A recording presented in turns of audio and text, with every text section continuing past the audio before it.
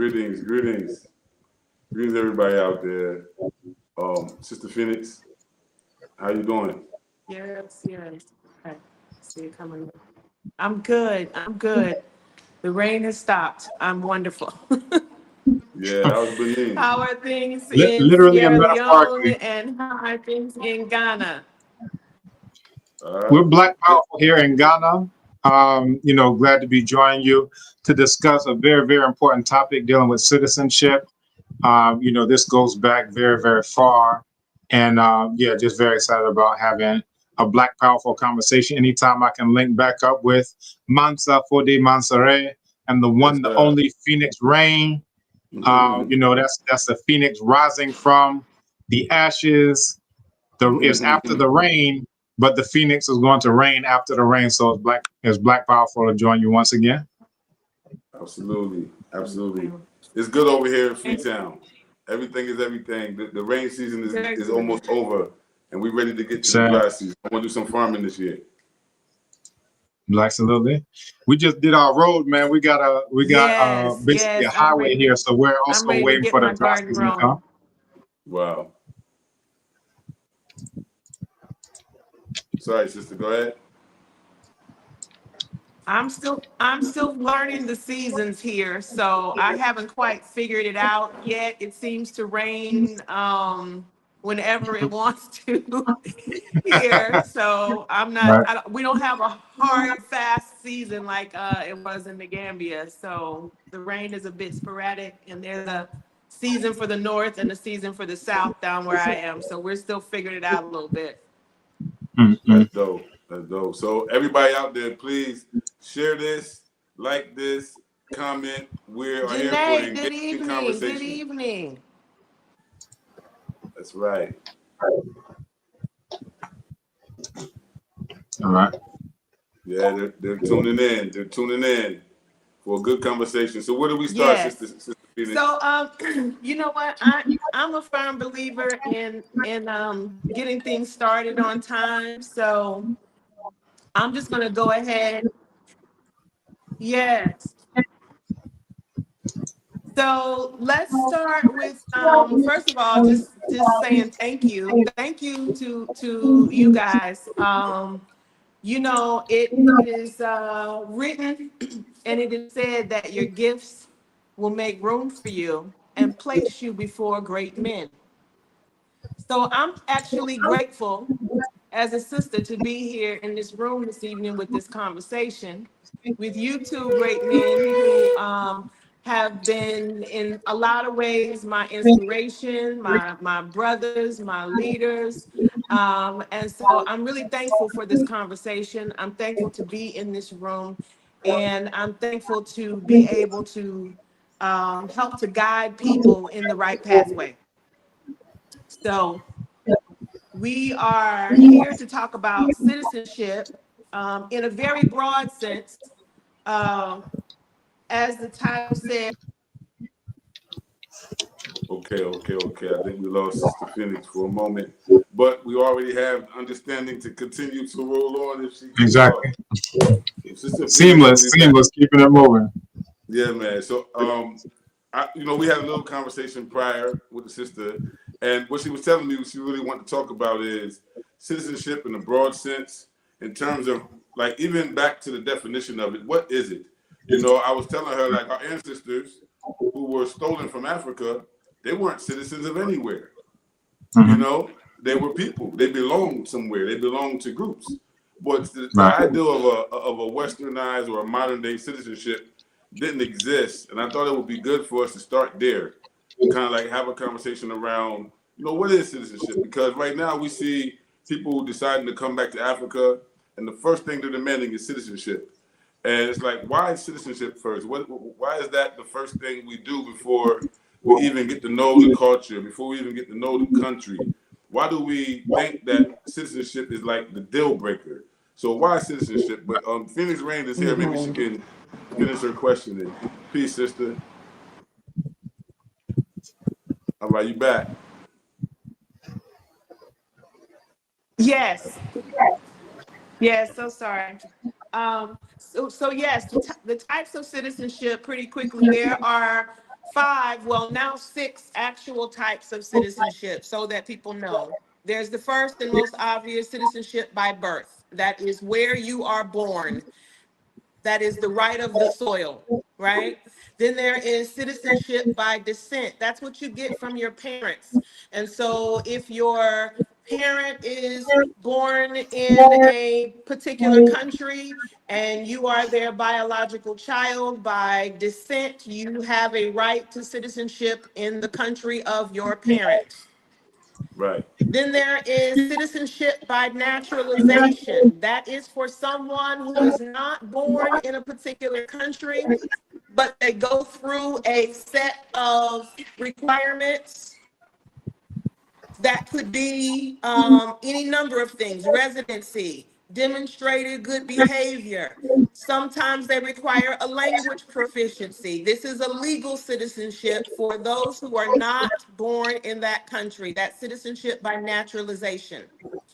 Then there is also what's called citizenship by registration or marriage. This is the one when you are married to someone of a particular country, and there are some stipulations. Oh, wow. I think she was on number 4, right? I believe she was talking about the marriage, the citizenship by marriage. Yeah. And But just to touch back on what you started to ask, so when you even look at citizenship, like the idea etymologically, it comes from, the idea of, Greco-Roman city-states. So when you say citizen, right, that's what you're going back to, because, if you look at Athens, Troy, like all these cracker, city-states, that, that was their concept. And now John Henry Clark would always talk about, we would have territorial states more than like a city type of state, where in, for example, Kemet, you would have all these, Waset is in there, Ilnu is in there, Humnu is in there, and it's this entire territory. And there's always a focus on bringing more Black people from the South into the land of Black people, expanding into the South, and then also building walls to keep non-Black people out of Ta in Kemet, literally the land of Black people, the Black nation. So that's the earliest example that we have of this idea of a nation, which is tied, of course, to the soil. It's tied to, the land. It's not just an abstract concept, but it's referring to the land of Black people, and that's, Kemet. So it's an entirely different concept that you have, because it's not, focused on a specific city state. It's not, focused on, at the boundaries of that city, that's the end of it. And now you got Sparta, blah, blah, blah, blah.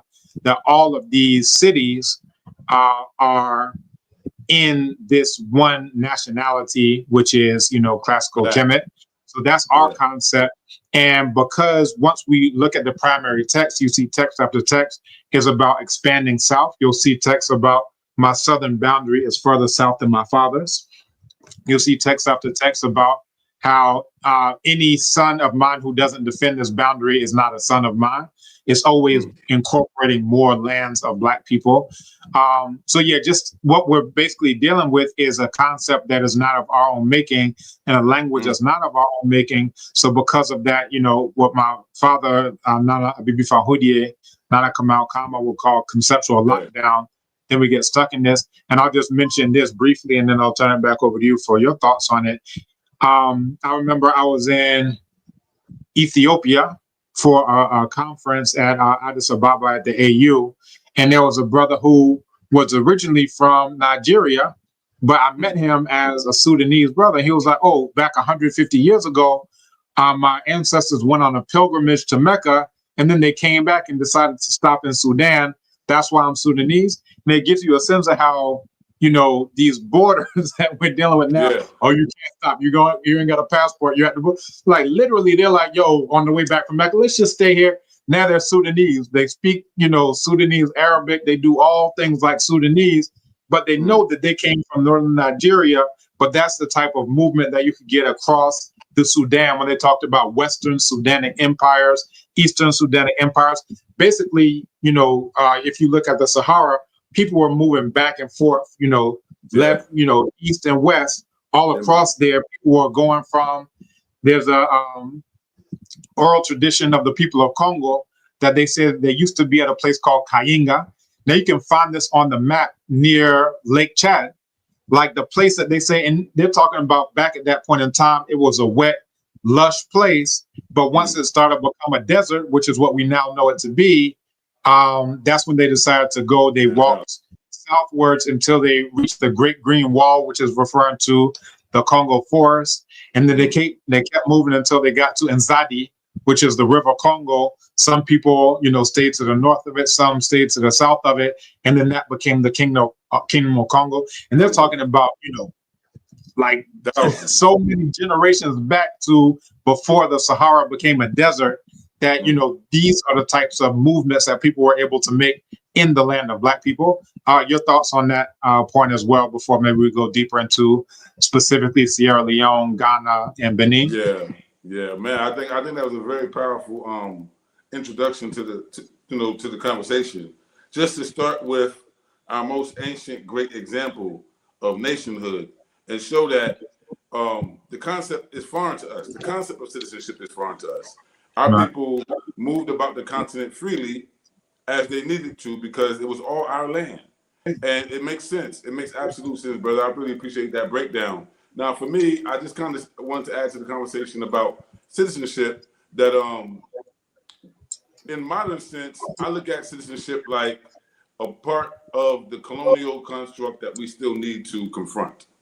Because just in Sierra Leone, the people became citizens in 1961 because they went through a transfer of power from direct Yoruba white leadership into this Black petty bourgeois neo-colonial leadership. So now it has a Black face, but it still has the same function, right? And so this colonial state has transferred from being directly colonial to indirectly colonial. And in that context, you have this African citizenship. And so I just wanted to add that to it, is that this citizenship that we're talking about did not exist longer than maybe 100 years in most of these places. From Kwame Nkrumah liberating Ghana on down, you have these independence movements where Africans became citizens of countries, of states. Prior to that, they were colonized subjects of Western powers or under protectorates, right? And so that's important for us to set the tone with that. We're talking about citizenship now, but how did it become even a question in our equation in terms of how we relate to each other as Africans? When did citizenship become a barrier to separate us? When does being a Liberian and being a Sierra Leonean separate Africans from moving freely, from engaging with each other freely? So we have to see that citizenship is fine to get, but it's also a part of the colonial construct that at the end of this, we're going to have to deconstruct. We're going to have to redefine how we relate to these lands and to to our own continent. And so long term, we might not be talking about citizenships, but as of right now, a citizenship does have power. A citizenship does have the ability to position us on the continent in real tangible ways. And I think that's what I really wanted to have a conversation about myself here was in what tangible ways can people acquire citizenship in Ghana, in Benin, in Sierra Leone? And what does it really, really mean for people that's really seeking a citizenship? Is citizenship necessary? Do we need citizenship to come back? Are we talking about reintegration and repatriation? Or are we just talking about a document, the ability to jump borders freely? What are we really coming back for? And so that's what I want to say. And I have Phoenyx Rain here again. I'm going to add her back. Hopefully she can contribute. But yeah, that's pretty much how I see it. The idea of citizenship is something that is obviously imposed on African people from the West, from the same Bukra, the same Yoruba, the same Cracker, the same European that has done all the other stuff to us. They also came with this model of governance, this model of statehood that now has us locked into these 54 citizenships. And like, it's part of the design, part of their design to keep us locked in. So even as we return, we have to understand what it is that we're returning to and how citizenship fits into that. So that's where I would segue the conversation. Sister Phoenyx is currently in Benin, and they are having some storms down there. So she's going in and out. She's supposed to be our narrator, our moderator tonight. But me and bro got it for now. We're gonna keep chopping it up with y'all. No doubt. So yeah, you know, it is what it is, man. We're here now. So I guess so I do have a PowerPoint that I could touch on. So I wasn't sure the format, but you know, my father would always say it's better to have it and not need it than to need it and not have it. So I can touch on specific things for the Ghana case, or we could keep it more informal, but I do have that if we're ready to shift gears and, you know, just really focus in on the Ghana part. But then, you know, to the point that you're making is that, you know, a lot of the terms and ideas that we're dealing with, because we're speaking a crack, I was thinking about it this morning, because we're speaking a cracker language, then we get enmeshed in these terms that are not of our own making, and therefore they're not of our own definition. And then we try to, you know, pull them into a direction where they, you know, make sense to us. Because, you know, I've mentioned this on multiple times, even the term African is a Latinate term that is dubious in terms of even what it means, right, to the Latins themselves. So it comes into English clearly through Latin, but then I know of at least a dozen etymologies. And sometimes people say, oh, it's this one, oh, it's that one. The fact that you got a dozen etymologies alone, there's a problem.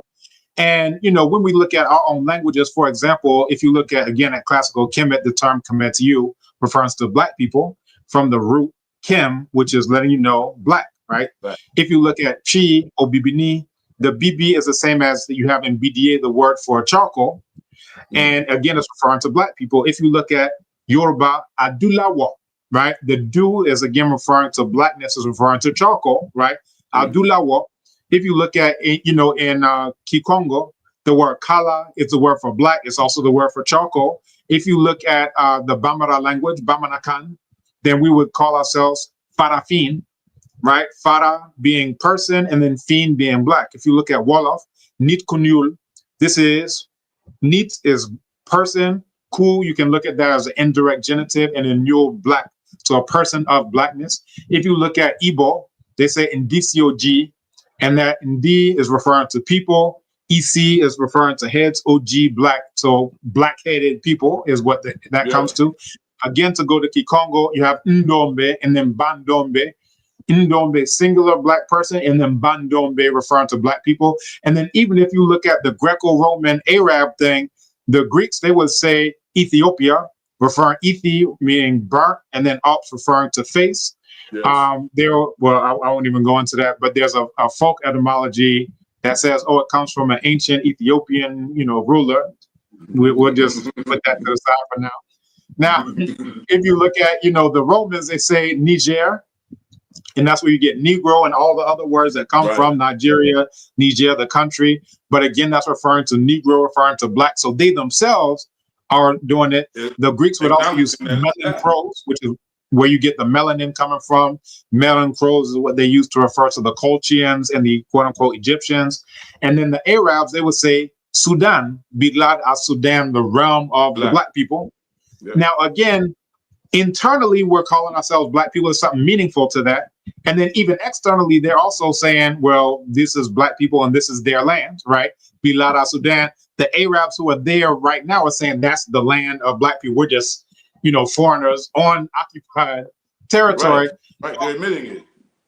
But the point I'm driving at is that back in classical Kemet, when we call, and I actually have a book that's coming out on this subject called Construction of Black Civilization, already accepted for publication through Africa World Books. But what that drives at is that when you look at classical texts, we would say that this is the land of Black people, and we made that stick. That means when non-Black people tried to come in, we used to drive them out. We used to build walls to keep them out of the land of Black people, and we always would incorporate more Black people. So that's one example. Another term is colonization.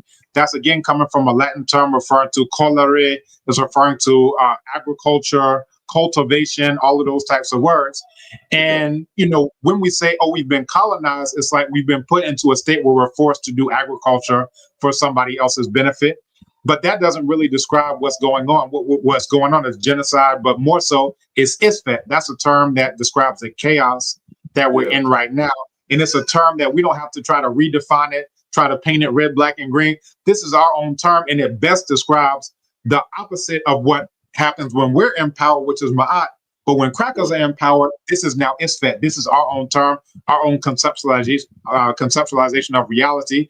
But it's like anytime we're speaking cracker and we got cracker terms, then we're going to have to wrestle with citizenship, wrestle with Africa, wrestle with all these cracker terms. And I'm like, just starting off with our own languages and our own terms, like our name is our constitution. So once you call this land Kemet, the land of black people, that means in Sierra Leone, all these De Beers diamond cartels, you're going to be like, hold up, what are you doing here? Our name tells us this is the land of black people. Y'all ain't black people. That means you're not supposed to be here. This tells you across thousands of years, you can maintain that policy because we don't have a meaningless name where if we say African, well, then the Arabs are in there because they're part of the African Union. Matter of fact, when Haiti was trying to join the African Union, they said according to 29.1 of the AU's Constitutive Act, only African states can be part of the AU. Now, Haiti, which is blacker than 1,000 midnights, because they're not located on the continent, they were rejected. But in the same year, Morocco, where they enslaved 250,000 black people in 2016, going into 2017, they can be part of it because they are quote unquote African. Why? Because African is meaningless, right? The Dutch Boers can be sitting right up in there in the African Union. Why?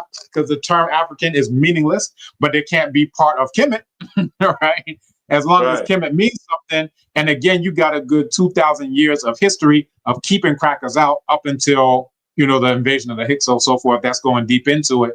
But my point that I'm driving at is that as long as we're dealing with cracker words, then we're just going to try to make it fit and do something that's not meant to do. It's like going to war with a super soaker. And then you say, oh, it didn't work. It didn't kill anybody. It wasn't built to do that. So if you want something that's supposed to kill somebody, you need something that's purpose built, a weapon for that purpose. Otherwise, you're going to get the results that you're getting. And that's what we get with these cracker languages. Absolutely. Absolutely. Even just the terms, the words we're using to have this conversation. You understand? They would still have to borrow their language to talk. But you know, we don't have to. Yeah, right. We can learn different languages.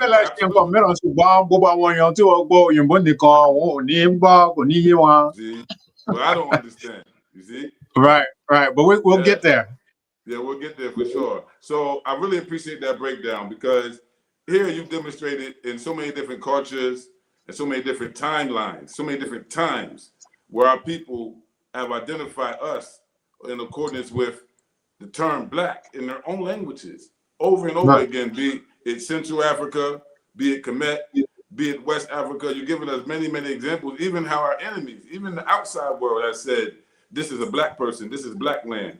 Whether it's the Greeks or whether it was the Arabs, they also identified us with the land and both with blackness. It's powerful. It's a very powerful thing because, as we know, the concept of a continental name for what we call today Africa is even relatively new as well. So it's good to have that historical breakdown that we've been black before anything. It was always been something that we've identified with, and it's always been connected to our land. We had a territorial form of governance. Very, very powerful breakdown. This sister here is saying citizenship is the process of having paperwork to legitimize your rights. A white man told me in corporate, if it's not on paper, it doesn't exist. And I left this statement here because I think it can segue into the conversation we want to have around the actual pathways to citizenships that we see currently and what they really mean. You understand? Because one, she's talking about a legal status being citizenship being a legal status, and for us, particularly those of us from the United States, I know your roots is North Carolina, my roots South Carolina. We get you to the bone. So it's like, how did we ever become citizens? What citizenship do we actually have, right? That's the first question. And then secondly, what does it mean for us to obtain an African citizenship now in the 21st century? And what actually should we be doing with it? Because like we started off, even these citizenships in Africa are new. And the brother already explained how in ancient times, in the times before being colonized and being destroyed by white supremacy, that our people moved around freely. You took on the identity of where you lived, and it was very simple. You moved. He said, talked about people coming from Arabia, stopping in the place, and then that's how they became citizens there. It was that simple and that easy for us to move around our trade routes, move around our cities, move around our civilizations. We were free people. And just to that point, like, I don't even like to use the term, people say ethnic groups or tribes or whatever. I don't even like those terms. If anything, speaking cracker anyway, that I would say cultural linguistic groups, because it is known, and I know this is the same thing in Sierra Leone, where people migrated from. And I'll give you a case in point. So you have people who, at the fall of the Asante Empire, these are people who are otherwise Asante, who now flee to what is now modern day Accra. And because they start speaking God, that's the linguistic side, and because they start doing the Homo Festival and do all things like God people, for all intents and purposes, they are now understood as God people, to the point that they have their own stools, they have their own so forth. They're fully integrated. So it's like, once you start practicing the culture and start speaking the language, then you become that. You understand? Absolutely. And, I can give case after case after case of people who are supposed to be whatever the quote unquote ethnic group is supposed to be, who migrated from somewhere. And, that's still known in the oral tradition of where they migrated from. But now they've become quote unquote Akan. Now they've become quote unquote Yoruba. Now they've become quote unquote whatever they've become. But it's not ethnic in the sense of, we share the same genetic, blah, blah, blah, blah. Other than the fact that we're all Black people, we don't have a mutation on the gene SLC24A5 that makes us non-Black. So we have that shared, genetic root in that sense. But, it's like I'm saying, once you start practicing the culture, and then once you start speaking the language, then you become understood as being part of that. There's a proverb in Yoruba that speaks to that. They say, and it translates to, when a leaf stays long on the soap, it becomes soap. And that's how it's understood. This is the perfect understanding of how we deal with quote unquote, citizenship, before that was even a term, before that was even a concept that we were rolling with. That makes perfect sense. And I definitely observed it here as well. Most of the quote unquote ethnic groups here migrated in the last 4 to 5 centuries from inland. They was in Mali, and I just recently published a book that talks about the Mandane Kafu model, how people identify themselves and live within kinship societies. They live within African communities. So I kind of look at it like a communalism that we lived in, not necessarily a nationality, but we lived in a communalism, and it was also kinship based. So whatever clan you was born in meant something, because anywhere you find your clansmen is where you belong, no matter where you find them. And so I seen that system here as well. And I've always thought that, man, our ancestors left here with that in their minds. They left here with that system of understanding identity and relationship. You understand? So that's dope. So now, I think for me, with the citizenship piece, I think for now, it's very, very important, because there's so many of us out there that do want to come closer to the continent. But given the state of consciousness and the state of legality that they have us in out there, whether we're talking about the Caribbeans, we're talking about the UK, wherever we're at out there, especially if we belong to the involuntary quote unquote diaspora, if we were forcefully taken from here and taken out there, I think that has to be kidnapped, absolutely, human trafficked.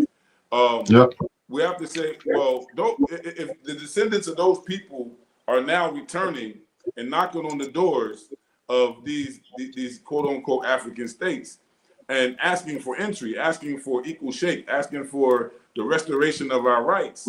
We were forcefully displaced from the land. What is our rights to the land? What is our rights to everything, to the culture? I think that that's bigger than the word citizenship, and bigger than the pursuit of it. So I think we're going more into, like we're talking about terminologies, Sankofa. Going back to the source is is how I view repatriation, that everyone who's really coming home to repatriate with genuine intentions to be a part of Africa's future is on this Sankofa path. We're kind of coming back and finding out what we can do, and citizenship can help us. Citizenship can give us courage that we have a certain kind of protection while we're here. It also can give us certain rights to the land while we're here. Right. So I think I can talk about some of the things that come along with Sierra Leone citizenship, and we can kind of bounce off some ideals there, and then talk about the processes that exist so far for our people to come back. And so for me, I'll say Sierra Leone has a history of Africans returning from the diaspora, particularly from the West. Where I live, Freetown right now, was established through that process. Africans fighting for their freedom during the American Revolution, ultimately fighting to come back to Africa and coming back and establishing a society for themselves. And from that, you get the modern situation where you call Sierra Leone. And so we have a long history, over 200-year history of African, quote unquote, diasporan people who was forcefully kidnapped and taken out, returning back to this particular place here.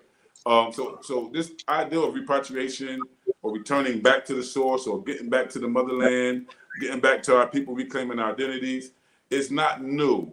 It's actually centuries old. Some will call it the Back to Africa movement, and it predates even what we will call Pan-Africanism.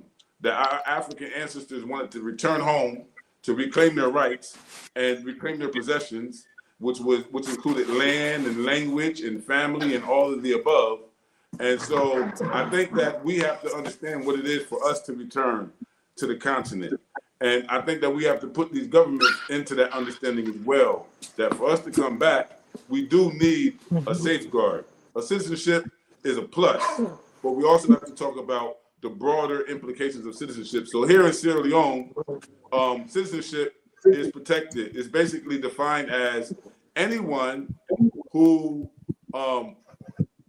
the national citizens are people based on the Constitution who have lived in this country and have ancestry in this country prior to 1961. So at 1961, a constitution was created and said that everybody who lived in the country before that was citizens of the new country. And so now people are taking DNA tests and finding that their ancestors who were kidnapped were in part taken from this country. And so now you look at the Constitution of this country, they have what they call a Negro Clause. Negro Clause protects the citizenship from non-Africans or non-Negroes or non-blacks, because Negro means black. If you're not black, you ain't supposed to get citizenship here, naturalized, or no other way. And so our people was wise enough to kind of block that out, like brother was saying. We built walls. We made sure that they couldn't get the full rights of the native, right, of the black man, of the African, right? And so here they did that in their constitution. The only other place that has happened is Haiti. Haiti set it off back in the day. It also happened in Liberia has it on their constitution right now. So those are the only times it ever happened. So that's one thing about Sierra Leone citizenship. Another thing is this. Sierra Leone has paved the way and led the way in granting citizenship based on DNA results. Starting in the early 2000s with Isaiah Washington, our brother who was an actor in Hollywood, he took a DNA test that led him back to Sierra Leone among the Mende and the Tende groups. And he came back on a visit, and he came back a few years later, and the president decided to give him his citizenship. That was the first time it ever happened, taking the DNA test to discover that you have a root among an ethnic group inside of Sierra Leone that is a native, and then that being used to grant a citizenship. So that has happened here already, right? The sister was talking earlier about the different types of citizenship, and you have what they call jus sanguinis, and we're going to use their words because they're the ones who framed this whole situation. Jus sanguinis is a Latin term. It means citizenship or nationality by land, by birth, by where you're born at, like your geography. Then you have jus soli, which is nationality by the blood. And so Sierra Leone recognizes nationality by the blood, or they will not be granting citizenship based on DNA. It's important for us to understand how it's happening, that it's legally happening within the confines of what is known as citizenship, right? No matter how we know, no matter how we like it, we know we black, we know we've got more rights than what's recognized. But currently, citizenship is the biggest the biggest conversation among those who are seeking to return to the continent. Here, there's several pathways. One of the pathways is investment pathway. They have a policy where you can invest a certain amount of money in the country, and they give you citizenship. Most countries have that. Even America has that. You can spend a certain amount of money, and they give you citizenship, right? And so that's one way. Another way also is through marriage. You can get married here, and then you can have your status change, your citizenship status change through your marriage. Definitely. A third way is naturalization. Here in this country, the naturalization time is 8 years. You have to have your permanent residency for 8 years. On the 8th year, you can go through a process with immigration, and from what I understand, man, they don't mind granting citizenship once you actually have put in the work to be, to meet the requirements. So the naturalization is one way. And then the last way that I really want to highlight, because it's really like Sierra Leone's catch, is that they're willing to give citizenship to people who take DNA tests. Now, a lot of people are against DNA, but this country is willing to give you a citizenship if you can prove that basically you're a member of the African quote unquote diaspora, that your gene makeup is not of the Africans who stayed behind, but that it will be as widespread as those of us who met our fate in the West. And so originally, you could only use one DNA test, only African ancestry. And because that was the first DNA test that got accepted. Currently, as of this year, they now accept 4 DNA tests. And so the other 3 that they added to it is Ancestry DNA, 23andMe DNA, and CRI genetics. Now, each of them will give you different estimates in terms of regions, but all of them will also connect you with direct living relatives. So I've known people who've been connected with direct living relatives here, and also have a high amount of what they call in ancestry Mali DNA. And so when you check the DNA, the people in Mali and the people in Sierra Leone are almost genetically identical. So they call it Mali DNA in ancestry. Some people got 35%, 40% of that, man, like almost half a parent of that particular genetic strain, right? That particular cluster. And so this country is willing to give you citizenship as long as you have a considerable amount of West African or Central African DNA, and you go through the rest of the process, which includes background checks. They do federal background check. They do state background check. They do have a process actually for that. They have what they call a path of return, and we do tours. We do 2 tours in 1 year, so you get your citizenship within a year. You don't get it when you come. Before, you would come here in 12 days. The president himself would give you your citizenship. It's different now. Now it's more of a policy, and there's more bodies involved. It even costs a little more than what it did originally because the president himself was using his power to grant the citizenship. And now it's become a general policy of the government. So some countries, the president can say, no, I'm giving them citizenship, and that's what it is.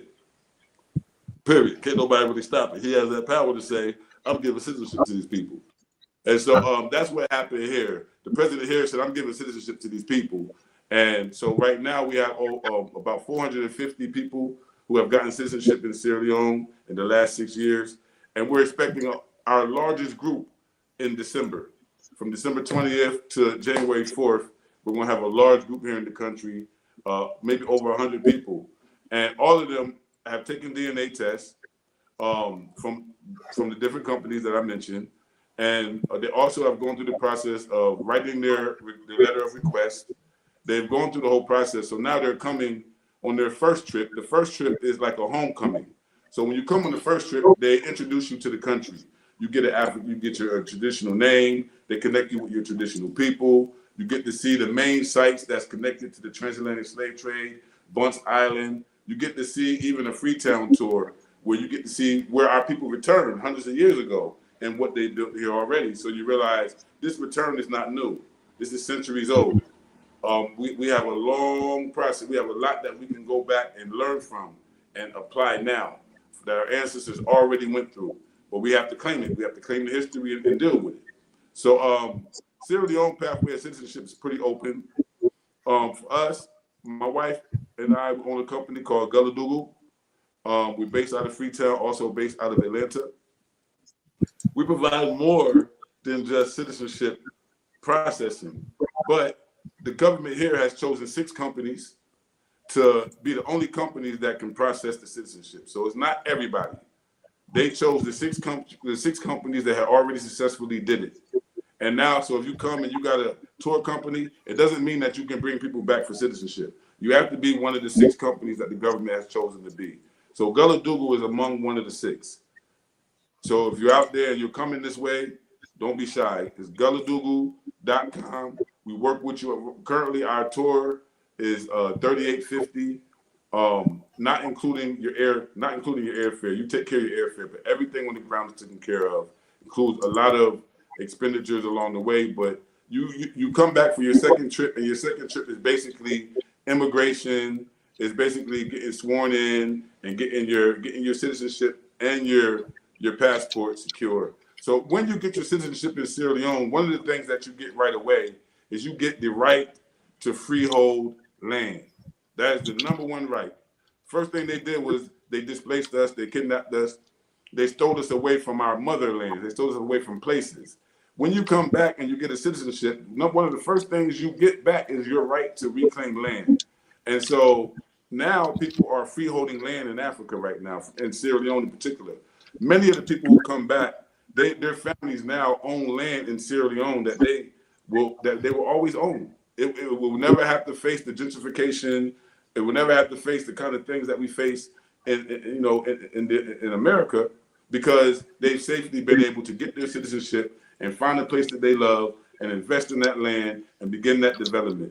That is the process. So citizenship is there to help us, but I want to say that before you get the citizenship, I always advise to make sure that that's where you want to live. Get to know the country first. This is why Sierra Leone does the tours. And so just figure out where you want to be, and at the same time, learn their citizenship process. If the citizenship process is only an isolated thing that's monopolized by a small group, it's not safe. It's never safe for a small group to monopolize the return of the whole diaspora. That doesn't look right. There's something wrong with that. It should be more open.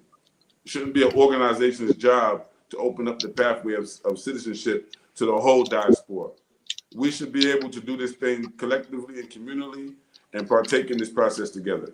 It's the only way it's really going to work in terms of cosmic, in terms of ancestry. Our ancestors are not going to unlock this for us if we don't do it together. We can't do it by going around each other or cutting each other's throats and backstabbing each other. It will never work like that. And some of us have these habits that we come back with from the diaspora, this cutthroat, dog-eat-dog mentality. And it's very, very toxic on the ground in Africa. So even if you have a citizenship, if you bring that energy back, we don't want that here. It's not going to be positive for the continent or the people. And so citizenship is there. It's a process you can go through legally. You can have dual citizenship. Another benefit is that you can travel throughout West Africa with an ECOWAS passport. You can enter most countries, all the countries, and you can stay there for a few, for a few months before you have to get your actual residency. And then once you get your residency, now you're in process to maintain that residency for a number of years, for the amount of time that the government has established for that. And then you can appeal for your citizenship. Most of these countries have that same process. But as for Sierra Leone, what I've seen in the last 6 years is something that I believe the other African countries should study, should learn from what Sierra Leone has done to be able to pave a pathway for the return of its descendants, and just seeing how the impact that it has had, not only on the cultural dynamics, but also just on the reality of people coming home and actually not only getting citizenships, but being welcomed back into families, into clans, into ancient entities, you understand? And also people being able to find business opportunities, people being able to buy land and build homes out here. Some people have found love out here. And even without the citizenship, you're free to come. And like I said, if you don't have the DNA and you can't go the DNA route, you can always go the naturalization route. And both routes are safe and secure. It's already mapped out, and that's pretty much what we have to be able to do. So when brother Abenfo gets back, he'll give you some info about Ghana. For me, I would say Sierra Leone is clear. The way is clear for us here. The diaspora is beginning to grow here, and I say the more that we come, the more that we build the relationship with the government and with the grassroots, the better it's going to be for our future generations, who will be able to enjoy having a foot on both sides of the Atlantic and able to have a voice and have power and land.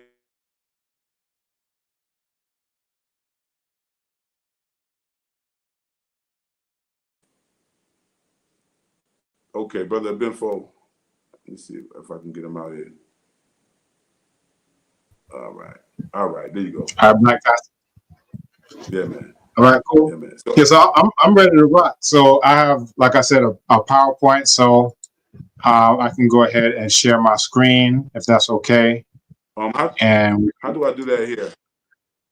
How do I get you to share the screen? Do you know how it works on this end?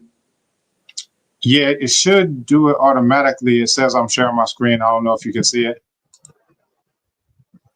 Okay. Right here. Yep. Can you see my screen? Yes, sir. All right, Blacktastic. Go up to your subtitle. So this is everything you need to know. And just by way of background, recently ADDI has been in the news around Burkina Faso citizenship. And on September 1st, a law was passed, a decree, let me say, was made in Burkina Faso that restricts citizenship, that what ADDI was championing was automatic citizenship. But the law actually made it so that you would have to stay resident in Burkina for 10 years. If you're married to a Burkinabe, 7 years. So there are all these things. Actually, in the talk that I gave yesterday, I have the soft copy of the entirety of that law. So anybody who's interested, you can look up abibitumi.com/ADDI Burkina Faso, all one word. Again, that's abibitumi.com/ADDI Burkina Faso. And that's just for, I know a lot of people were looking forward to that. I actually still plan on going to Burkina Faso despite there not being the citizenship happening. But that's a sidebar. But, I felt like it would be, and when Phoenix Rain reached out to me, I was like, well, people will probably be interested in where they actually can get citizenship. And, of course, Sierra Leone, Benin, and Ghana. And in terms of the way that it's being done in Ghana now, I'll go into it, briefly, but it actually started out of my office at African Studies, where we had monthly meetings and so forth. And then that morphed into the executive secretary to the president, Honorable Nikwesi Kwate, coming to one of those meetings.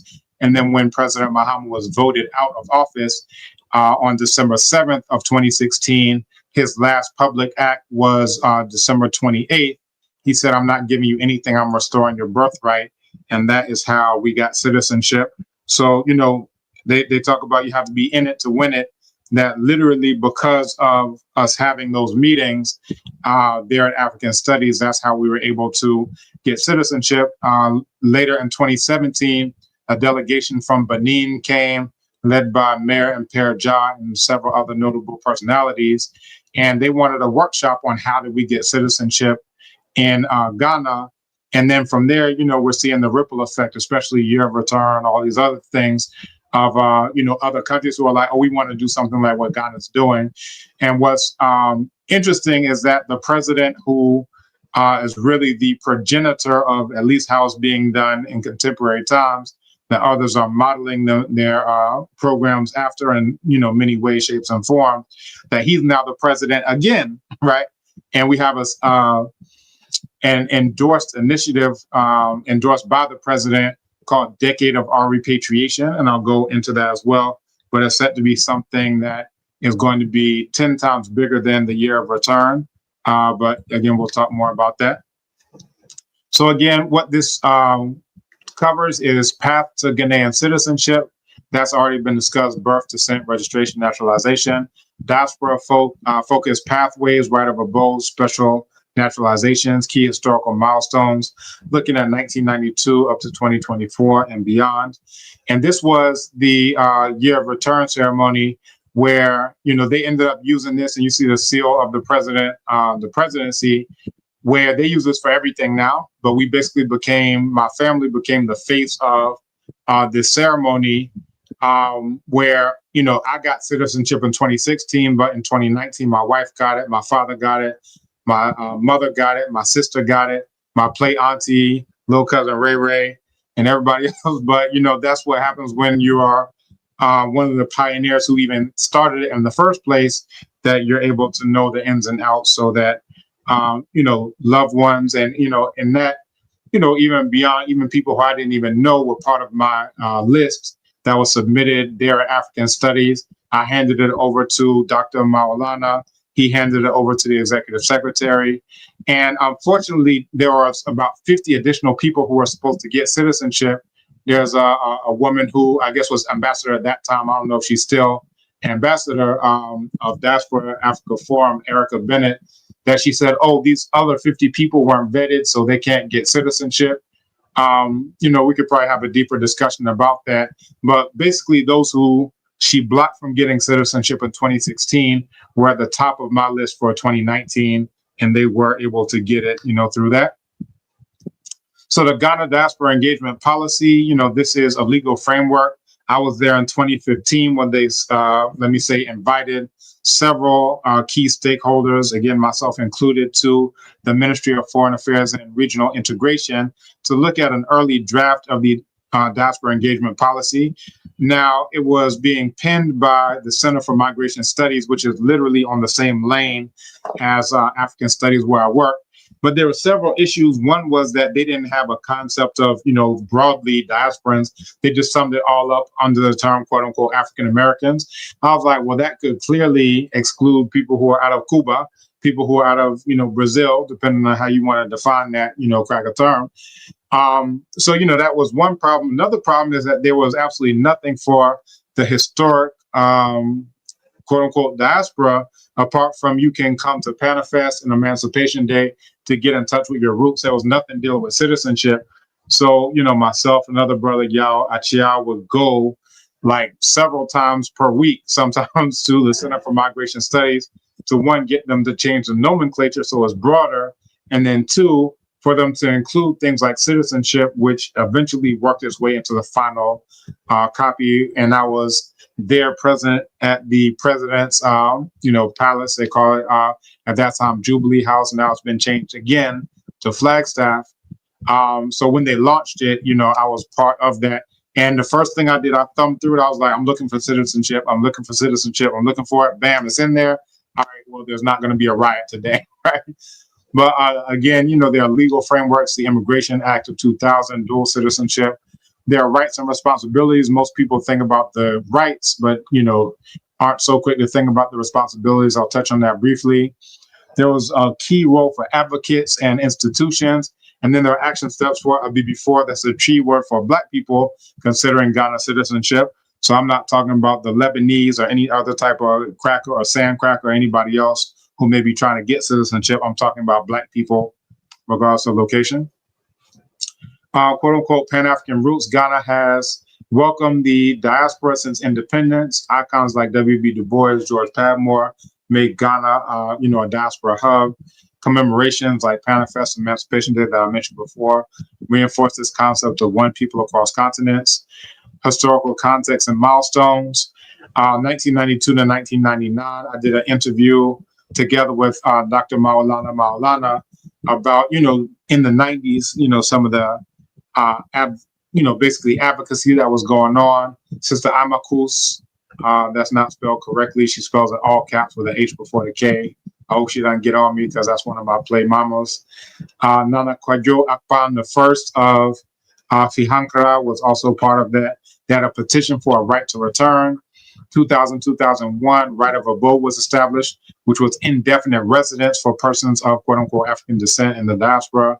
2002, dual citizenship was enabled, paving the way for diaspora naturalization. That's my mama was there on the right.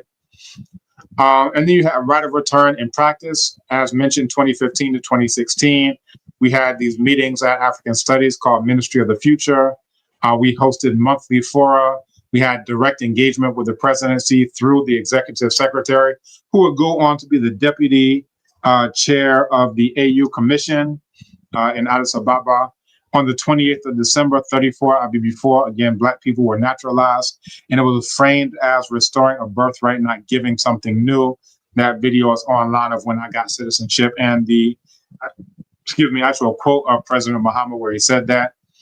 November 27th, 2019, year of return ceremony, 126 IBB4, Black people became citizens, and that's an actual photo from there. And then from, year of return to beyond the return, 2020's institutionalization by Diaspora Affairs Office.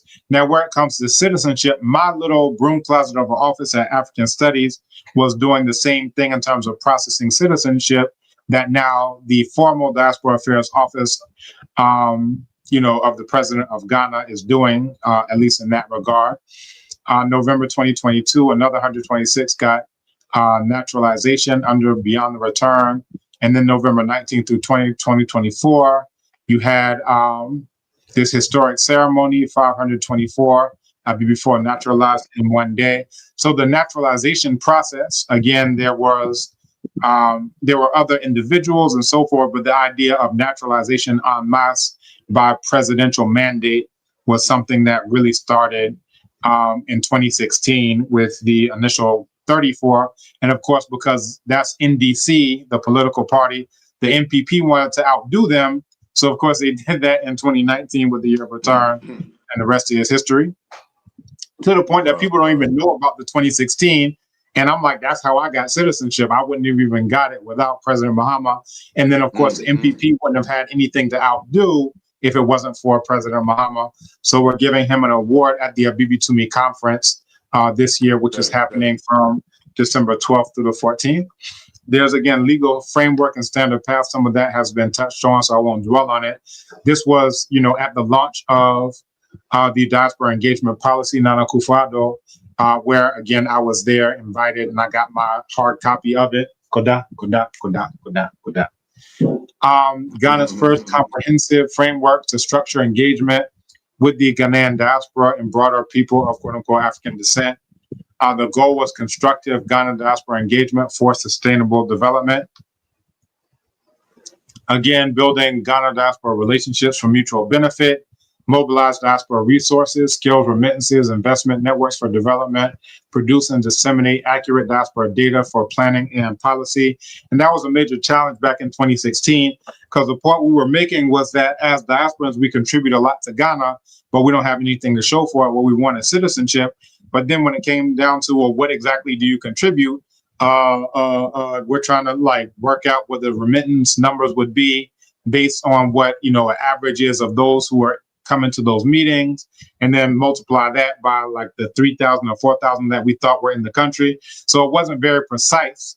But what we're doing under Decade of Our Repatriation is making it more precise in terms of the city projects that we have, in terms of the real estate development projects, in terms of the Moringa Farm agricultural projects that we have, that we can at least collate what those are worth, and then we can add to that remittance and those types of estimates. In terms of institutional anchors, this is KOD, and this is myself and my mother sitting down with him as we were discussing the Decade of Our Repatriation, which was, of course, endorsed through his office. I can't say enough about KOD and his support for that initiative that is forthcoming and is set to be. Matter of fact, KOD let us know that he is working to have the president of Ghana, President Muhammad, launch the Decade of Our Repatriation at the Diaspora Summit, where they just had the media launch for that. And that's supposed to be on the 19th of December. So we're actually flying back from an engagement with President Ibrahim Traoré to come back and be part of that Diaspora Summit. So again, Diaspora Affairs Office, obviously the president is coordinating that. The Ministry of Foreign Affairs, Diaspora Affairs Unit, which we met with a week or two ago. We also met with the I had a brief conversation with the Minister of Foreign Affairs himself, and then he was going for the UN General Assembly. So I had a series of conversations with the Deputy Minister, Jeffrey Quayson, a black-tastic man, very upright man, right? In terms of the stuff that he's doing for his community. So I can't say enough about him either. So that's under the National Migration Policy, Ghana National Commission on Migration, and Vision for Cross-Government Coordination. Strategic focus areas, skills and knowledge transfer. I mentioned that before. Return, readmission, reintegration, and repatriation is what it's all about. So year of return was about you can return. But when you say return, it could be, oh, I can just come for a week or two, I party, and then I go back and I get a knee on my neck, as my reward. But when we say decade of our repatriation, it means that you're going to get enculturated. You're going to learn the language. This means that you're going to be on the land, that you're going to build your house. You're going to eventually pass away here in the land of Black people. And that is a right that, you could find precedent for that way back going to classical Kemet. Youth and second, third generation linkages, cultural heritage promotion, investment facilitation. Here you have Ghana Investment Promotion Center, leveraging remittances, transnational network, social protection, encouraging voluntary social insurance for Ghanaians abroad. And again, what this means for our BB4, again, that's Black people in the Tree language, is a government-wide Black print, I should say, that complements right of abode, dual citizenship, special naturalizations, providing more structured programs through the diaspora engagement policy and so forth, regularized pathways for engagement and return.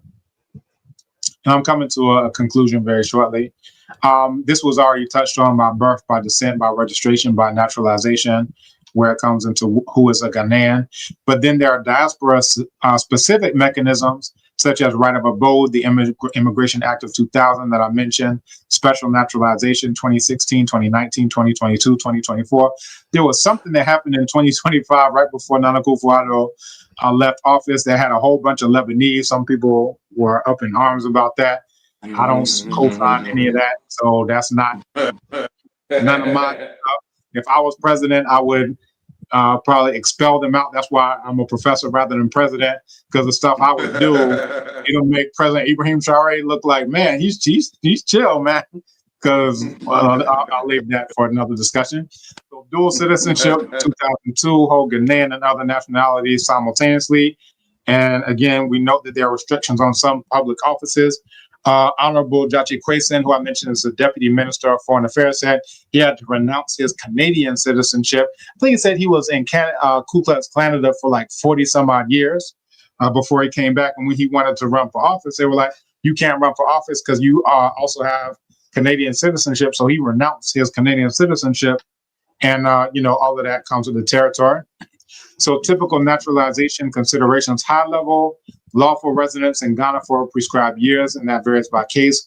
Good character, no serious criminal record, integration, contribution, language, community ties, ability to support oneself, compliance with immigration laws. So that's what that's all about. As I mentioned, there are rights. You are living, working in Ghana without visa, vote subject to rules, acquire property, consular protection abroad. And a lot of people, when they think about citizenship, they only think about traveling, passport. But there are certain things in terms of land that are, for citizens. There are certain things in terms of, like I mentioned, rights to vote, all these other types of things. Responsibilities, right? Obey Ghanaian laws, pay taxes, contribute to national development, uphold peace and respect. So all of these things are responsibilities that, people tend to think about the rights. They don't think so much about the responsibilities. But again, dual citizens, some public offices may have restrictions, as mentioned, so you can verify before seeking certain roles, as was the case of Honorable Judge Quayson. I already mentioned this 2016 milestone. I actually had a video I wanted to put in here. I can come to that maybe at a different time in the conversation. Let me just finish the slideshow. But the first quote unquote modern cohort of diaspora descendants naturalized as Ghanaians under His Excellency John Dramani Mahama, framed by the president as restoration of birthright taken by transatlantic enslavement. Diaspora naturalizations highlights, again, the year of return, 400 years since 1619, which I wrote an article that became an award-winning article, that 1619 was not the beginning of anything. The article was called 400 Years Ancestors Disappear, that anytime you deal with this idea of 400 years and those who were enslaved from 1441, you just obliterate their memory. Those who are enslaved in 1444, you obliterate their memory. Those who are part of San Miguel de Guadalupe, who launched the first successful rebellion of enslaved Black people in Spanish Florida, we obliterate their memory. So it's like our ancestors literally disappear before our eyes because of some, cockamamie, what do they call this? Biblical story, whatever. So all that to the side, we're dealing with facts and not belief in, any type of imaginary crack on a stick or anything else that comes up in that, book. That should probably be something else. I'll put that to the side. So major tourism, investment, and cultural reconnection surge. 2022, I mentioned that, additional 126, 2024, 524. The advocates, institutions, and community. This is coming to the conclusion. Dr. Maulana, founder of Ministry of the Future. You can check out this, interview that we did. Myself, Institute of African Studies, we hosted the monthly forum and co-led the 2016 cohort efforts. And why it matters, right? The impact, moral, historical, healing, restorative justice. These are our own self-reparations, right? Not asking any cracker to do anything for us other than, well, I could tell you what crackers could do for us, but my father's already said that on C-SPAN. Reconnection of families torn by enslavement, economic investment, entrepreneurship, skills transfer, global linkages, human bridges. So a safe home for Obibini, the Black person escaping anti-Black violence, nurturing identity for next generations, and then action steps for before seeking Ghanaian citizenship. So one, practical pathway at a glance, determine the eligibility route. Are you looking at right of abode, registration, naturalization? Are you looking at establishing or documenting lawful residence for naturalization, maintaining compliance? Are you going to marry, birth, ancestry, police clearance, references, photos? Are you going to submit the Ghana Immigration Service, Ministry of Interior, attending interviews in the ceremony, considering the dual citizenship card issuance? Are you going to integrate in terms of language learning? That was one thing that I did. Community involvement, documented contributions. These two here in the middle were the youngest people to get citizenship. They were my Repatriate to Ghana clients. And then this is not even all the clients that I had who got citizenship. Some had to leave early because the babies were crying. It was a long day for them. The president came late, like all this type of stuff. But these are the ones who were able to stay long enough for the group photo. This is, President General Michael Duncan of the UNIA, Brother Kwajo, my mother, just, a whole crew of folks who got their citizenship, which was Blacktastic. So again, support and guidance comes from Diaspora Affairs Office, Ghana Immigration Service at the Ministry of Interior, and then community orgs such as my own Repatriate to Ghana, where we started it in the first place. And a lot of people saw what we were doing back in 2016. We launched Repatriate to Ghana as a formal registered business in 2018. And it was actually on a channel called Native Born. He did an interview of me and I did an interview of him back in 2018. Since that time, everybody has popped up saying, oh, I have a repatriation service. Now, these are people that you need to ask people, how long have you been repatriated? Because I've been here 17 years and I've never set foot on United Snake soil. I'm now a professor here. I'm installed as a traditional ruler, so forth and so on. But then people say, oh, let me try to do a copycat service. They've been here 2 years. They've been here 3 years. And I'm like, there are things that I learned in year 5 that I didn't know in year 2. There are things that I learned in year 10 that I didn't know in year 5. There are things that I learned in year 15 that I didn't know in year 10. So for people to just pop up and try to do like a copycat service, I say to each their own. If that's what you want to do, then, feel free. But you need to go with people. And matter of fact, we have folks who are on the list who had some challenges. I actually had to call the nephew of the president of Ghana for them to actually be able to clear them, for them to get citizen. They were already on the list, but they were like, oh, the window is closed for the biometrics and blah, blah, blah. I'm like, yo, I'm calling in an airstrike, right? Yo, brother. And from that, his uncle happened to be a best friend of the Minister of Interior. The Minister of Interior came down to the office. He said, where's Obinfo Kamba? Where are his people? I said, that's him, that's him. He said, process them immediately so they don't have to come back on Friday. They need to be able to rest, on the Friday, right? And they were just like flabbergasted. They were like, he never comes to this office. So I was like, well, he came today. the director of diaspora affairs came in person with the letter from the presidency in order to hand deliver it to the Minister of Interior. And that's something that I'm able to do because of social capital as a professor and blah, blah, blah, all the other stuff that I am in Ghana, that somebody who's been here for 3 years, they themselves don't even have citizenship. They may have just got it, and they got it through to due to the good works that we were doing way back in 2016. So a word to the wise. There's a proverb in Yoruba. They say, "Aborola sofun omoluabi toba de inure adodidi," and it translates to, we say half a word to a wise child or a child of good character. When it reaches his stomach, it becomes whole, right? So I don't have to tell you everything. That we speak to a wise child in Proverbs. We don't have to speak to that child in plain language. So you get what I'm saying? So we also have the repatriation readiness questionnaire and consultation. And this is part of Decade of Our Repatriation. You're going to hear more about that. There are, already channels online where you can see the success stories of those who have gotten citizenship through Repatriate to Ghana. So anyone who is interested, you can take the repatriation readiness questionnaire to assess how prepared you are to relocate and identify gaps to work on. You can book your one-on-one consultation with Repatriate to Ghana. A lot of people have been doing that, especially as Donald Trump gets crazier and crazier. More and more people come knocking on our door, and we are here. And that's why we use this acronym DOOR, because what we can do is we can open the door for you. It's up to you to walk through. That's Decade of Our Repatriation, DOOR. You're going to see a lot of imagery around what they used to call the door of no return, what they now call the door of return. Now we're calling that the door of repatriation because this is our decade. That's the door. So this maps your time frame. I don't like to say timeline because time is cyclical rather than a line. Documents, budget, housing, schools, citizenship pathway. This is one of our early clients who now is married to a Ghanaian with 2 children. He repatriated his mother out of Jamaica. So they're all here as well. He built his own house. He now has a water business. We sells, purified water. Also has a cashew milk business that's been certified by the FDA. We helped him get married because his biological family wasn't here. So Repatriate to Ghana, we stood in as his family because you don't get married individual, it's families coming together. So that's one of our early repatriation stories. That's the Santu Kweku Maroon. So again, where can you get started? Go to r2gh.com/quiz. That's the short URL for the full URL, repatriatetoghana.com. If you just type in the short URL, it'll take you to the exact same website. So r2gh.com/quiz. And why it helps you to get tailored guidance, checklists, package options ranging from basic advice of 3 items, 5 items, 10 items, 15 items, 25 items decided by you, the client, right?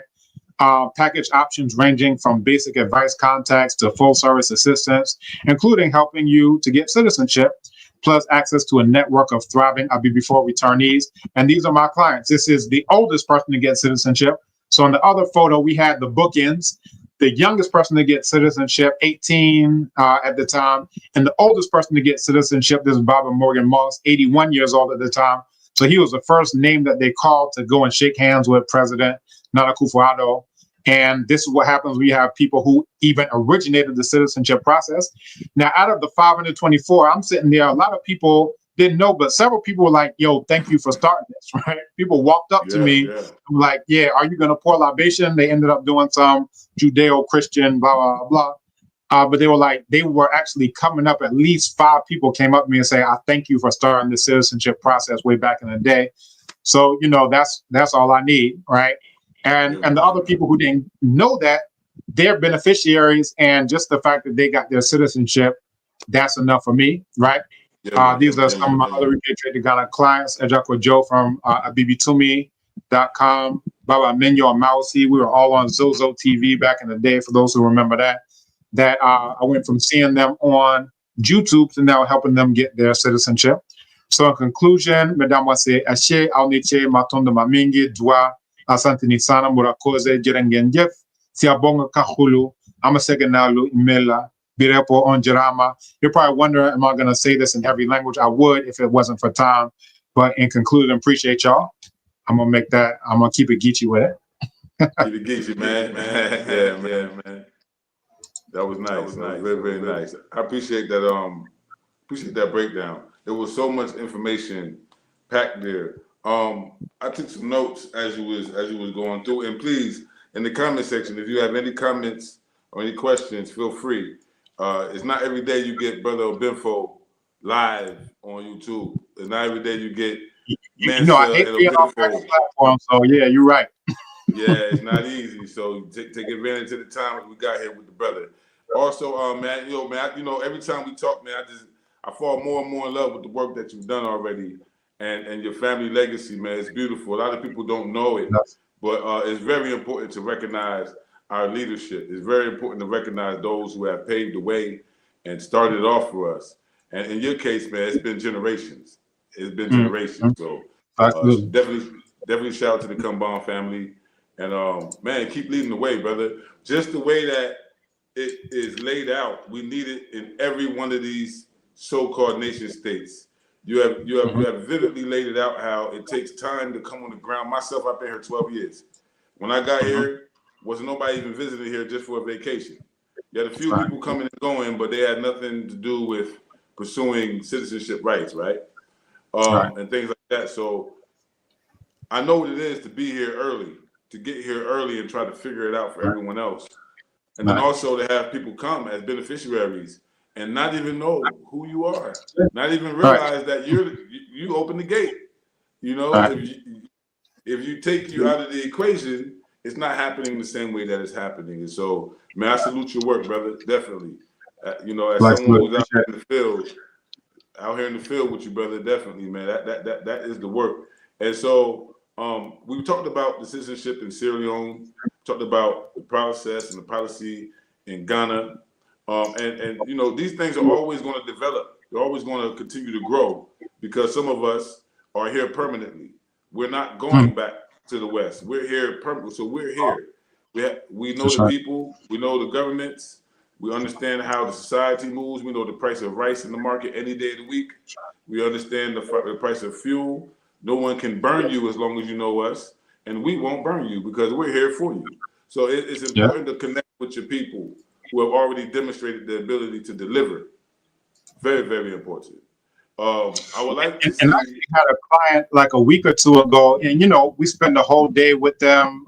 It was a family, a husband, a wife, and then their child.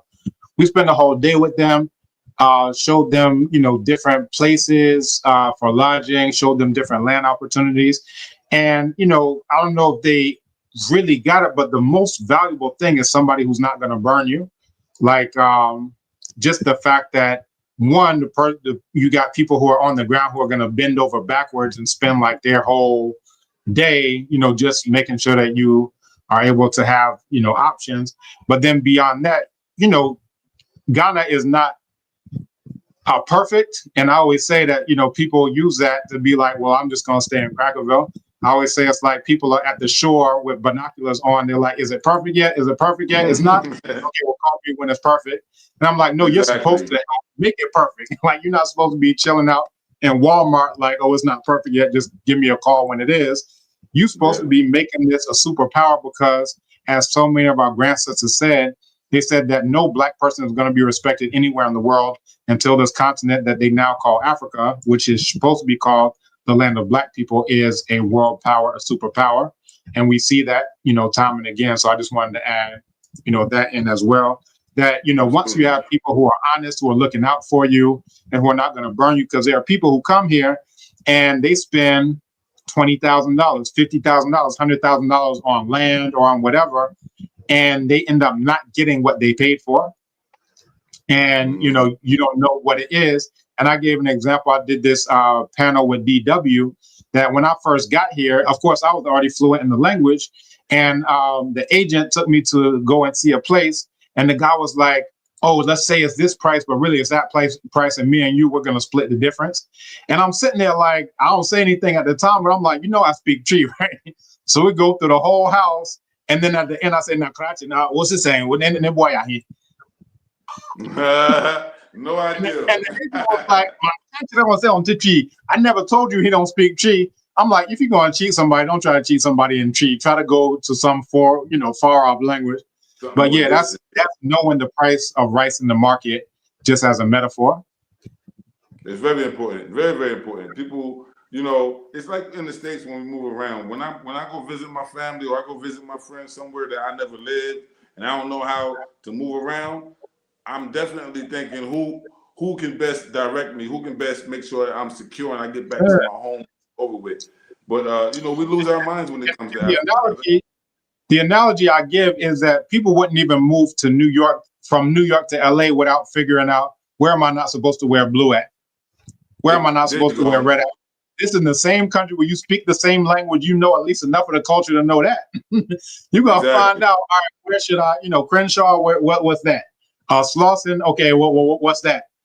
But people gonna come all the way here. They don't know the language. They're not gonna know the culture. And I had a client who tried to bring in a sister of hers, and she was like, I don't want a middleman. I want to figure it out myself and blah, blah, blah. And both she and I, we were just like, that's fine. Wonderful. I wish you the best.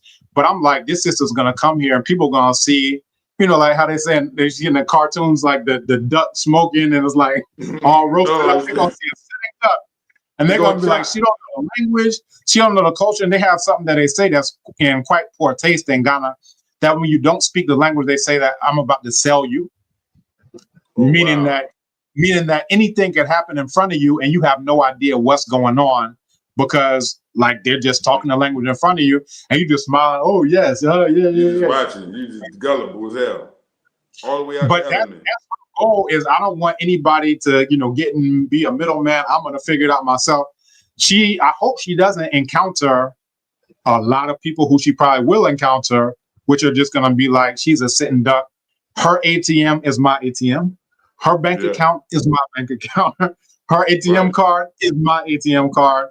And it's not to say that everybody is, you know, thief or cheap, but you go to anywhere. You go to Baltimore, you go to New Jersey, you go to Chicago. That's right.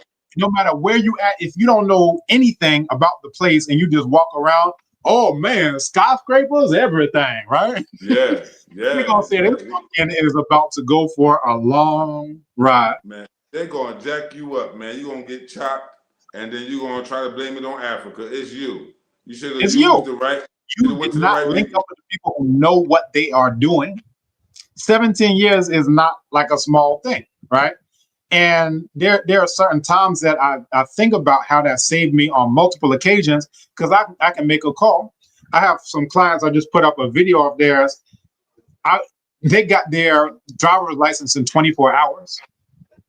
They got their driver's, and you know, you would say, oh, well, that's not necessarily common for everybody. You walk in there, you don't know who to talk to. Yeah. All right, do your eye test. Did you do your eye test? Did you do your driver's test? Did you do this? Did you do that? You got to go here to that department, blah, blah, blah. And that's what I was doing back in 2008. But because I know the people who I need to know, you can now leverage the fact that you don't have to do what I did back in 2008. I can just make a call. My wife just got her insurance. I can show you the screenshot. She just asked me to print it out for her, which I did. But she didn't even have to go in there to get her insurance. They just emailed the soft copy. I can print it here, and then that's the insurance that she's going to put in her new Kantanka, right? Wow. Not everybody can make a phone call, and now they get insurance emailed to them, where now they can just print it out on their home printer, and they don't even have to go to DVLA. They don't have to go anywhere. Yeah. Registration. I have a same brother who helped out with the airstrike that I mentioned. He was trying to do things the quote unquote right way. It's not who you know. I'm just going to go in there. And so he tried to register a business. He said it took him 6 months to register a business because he didn't want to use his name. I don't know why. I called my people at the Registrar General and we got the business registered. What was it? I think it was like in 3 days. Right. So this is somebody who's trying to do it the right way and take him 6 months. This is the place where his uncle is the president, the sitting president at the time, like not like a past president, not president-elect, the sitting president. He didn't want to use his name, but the president at that time, he didn't want to do that. I said, well, that's fine. I'm going to call my people at the Registrar General who are in the specific office who do the registration. And matter of fact, President General Michael Duncan, he was dealing with the Ghana Investment Promotion Center. We saved him $500,000. I'll tell you why. Wow. Look at that. They told him that as a foreigner, you have to bring in $500,000 of capital in order to register a business in your own name. He told me that I had just registered a business for the equivalent of about $100 as a Ghanaian citizen. So I'm like, I know the exact price now that it costs if you're a citizen. I said it just makes sense for you to become a citizen of Ghana. And because of that, I saved him $499,900 that you had to bring in capital to do it through the Ghana Invest. And that's a government agency. They're telling him, as a foreigner, this is what you would need to do. But they didn't tell him, you don't have to stay a foreigner. Because there's a proverb that, they say, if your brother is on the mango tree, you need not die of starvation. Because there's a proverb that says, that when you climb a good tree, we push you up.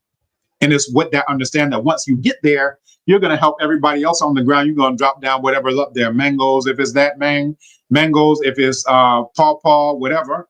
And that's what it is for myself and for yourself, that we are going to make sure that our brothers and sisters don't have to go through the separation that I went through as a pioneer in 2008, dealing with driver's license, dealing with trying to register a business, trying to get, car insurance, dealing with a lemon car that I shouldn't have gotten in the first place. Man. All that 2008 stuff, you don't have to do any of that.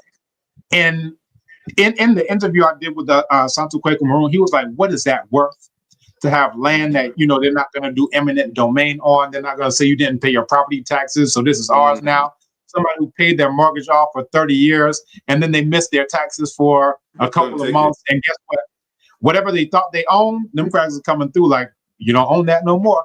I want to share this video with you because, you and I, we could chop it up forever. But this I queued up when President Mahama said that he's restoring our birthright.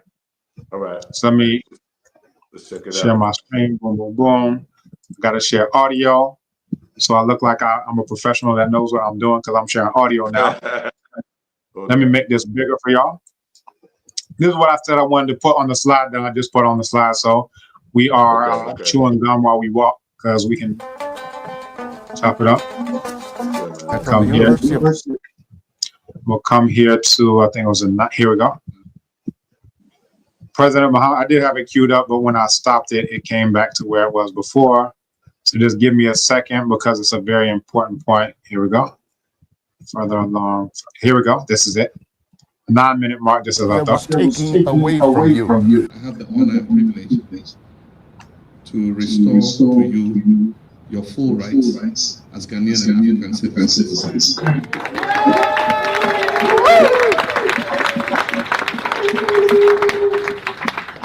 Let me say this, deserve no thanks or praise because I'm giving back to you what rightfully belongs to you. So out of that has come the right to. So you can check out the full video, but he started off saying that it's his honor and privilege to restore our birthright, which is the citizenship, right? Now, he was saying that as somebody who has already been voted out of office, he's not trying to get political points. Like he had I'm sure at that time, he didn't know that he was going to be president again in the future when he ran, but he's just like really from the heart saying that this is what he's doing. And a lot of people aren't even aware of the 2016 citizenship because it was eclipsed by, the marketing of the year of return and so forth. But that was the precedent that every other country who's doing citizenship in this way, I should say, because of course you have the Du Bois, the Padmore that I mentioned myself, early on, and then even before that, you talked about Sierra Leone. We can go back, but in terms of this current push and the ripple effects of that current push, it started with President Mahama, and he doesn't get the credit that he deserves for that. But this year at the Obedience Conference, we're going to give him an award for the work that he did in pioneering what we're now the beneficiaries of, right now in the here and now. That was President Mahama.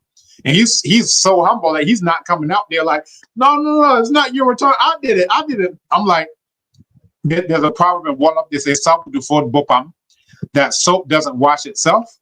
And my father said that when he was younger, he was playing basketball and he was just killing them. So on the way home, he was walking with an older brother. He was like, man, I was killing them today. I was hitting all my shots. I was dunking them. And the brother, they walked a couple of blocks. The brother didn't say anything. Then he turned to him eventually and he said to my father, he said, if you're good, other people will tell you. You don't have to tell anybody that you're good. For sure. And there's a proverb in Chi that says, that salt doesn't praise itself and say, I'm sweet. So President Muhammad is like a good thing sells itself. A bad thing goes around looking for buyers, right? That he's not even out there like, I started it. It's not the year return, it was me. So what we're going to do is we're going to hype that up and let people know that it started. I wouldn't have citizenship right now if it wasn't for President Muhammad. There wouldn't have even been a year of return if it wasn't for the NPP outdoing the NDC, which they did. They actually did outdo. So I got to give them credit for that. But none of that would have started without President Muhammad with that mindset of I'm restoring your birthright. And it's an honor and a privilege for me to restore what rightfully belongs to you. That's not a political thing. That's from the heart. Yeah, I'm glad you touched on that, because the understanding that we have a birthright that needs to be restored has to be at the forefront of this discussion as we pursue our return. It has to be. The African people, the African countries receiving us have to understand that we have a birthright to be here that has stolen from us for centuries and generations, and we're here to restore for our families forever. They have to understand that. Some people are coming back just to run away from Donald Trump.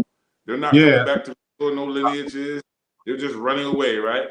And so it's very important that, the president, like Muhammad, and like even here, there was 3 presidents who actively contributed to what in 2019 emerged as group citizenship for all of us, right? It was the president Tijan Kaba, the president who brought peace during the war. He was the first one who welcomed Isaiah Washington. And then later he came back under President Ernest Bai Koroma, and that's a whole different political party. But he also he gave him the citizenship. So one welcomed him originally, and then the other one came and gave the citizenship. And then another president came after Koroma, which is Matabu, and gave the citizenship to everybody now. So it's been a process. It's been presidents who have welcomed us in the same way, understanding that we have a birthright here. Absolutely. But which we do. And, I'm going to touch briefly again on the ADDI that, there was, the numbers that we heard initially was that it was like 1,008 people who were supposed to get it. Then I started hearing like 1,200 because a couple of people dropped out, but then new people came in and all those types of things. And, basically it's like the balancing act between security and the birthright that we do have. So we had, a delegation that was in August, and there was somebody who was part of the delegation where it seemed like, he was a little bit, he had some sugar in his tank, right? And there was a former NFL player who just asked him directly, like, are you gay? Are you, whatever? Because, that's banned in Burkina Faso. And he couldn't answer the question directly. And I'm like, well, if you're not answering, that may be the answer, right? But imagine, so if you look at like 5% of that group, that one person out of a group of 20 is somewhere like 5% of the group. If you now look at a group of 1,000, that means, out of 1,000, maybe 50 folks who are in there who may be trying to do some, booty snatching on little kids or whatever they're doing. So, the invasion of the booty snatchers are coming to Burkina Faso. Like President Traore, he don't want that. He does not want that. And I don't want that. But, it comes down to like, where do you strike that balance? And it's a real question that governments have to answer of what types of people are coming in, at the end of the day.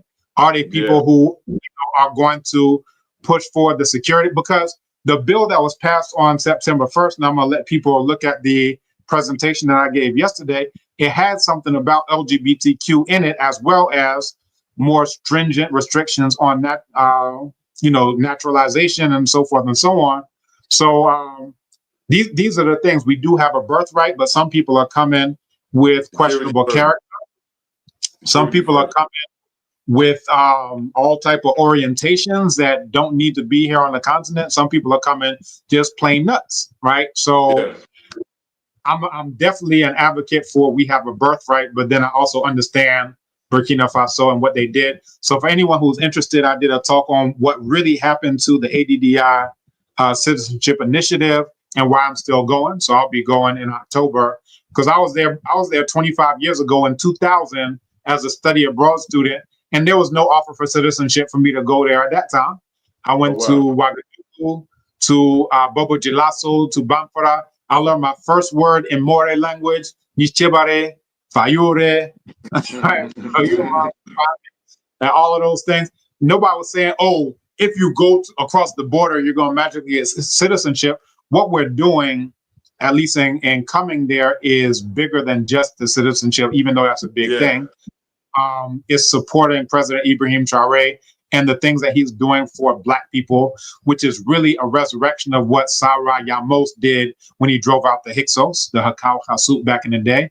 That's really what Harun Dahmer did when he smited the Amu who had infiltrated the Delta. Is really, that's why I said I don't like the idea of time as a line. It's cyclical. And once you understand that, then you can see that this is the coming again of our great-great-grandsters. And we're actually going to present not only the award to him, but we're also going to present a mural. And that mural is going to basically give that idea that what President Ibrahim Traoré is doing is the Wahem Mesut, a repetition of the birth of restoring Ma'at and restoring the land of Black people. And let me show you this. We're still working on the More and the Jula, so it's not finished, but we're going to have the motto of Nana Thomas Sankara, La Patria, le mort nous vaincrons, which translates to homeland or death, we will be victorious. And I just did a presentation earlier today on the Abibi to Me conference and the Sankofa journey, where we'll be going from the 15th to the 18th. But let me share my screen. So this was done by our in-house media team. I'm going to share this briefly. This was done by our in-house media team called Creations, Black Powered by Abibi Toumé. And this is a mural that we're going to show, just like the one that we presented to the Asante Hene a couple months back.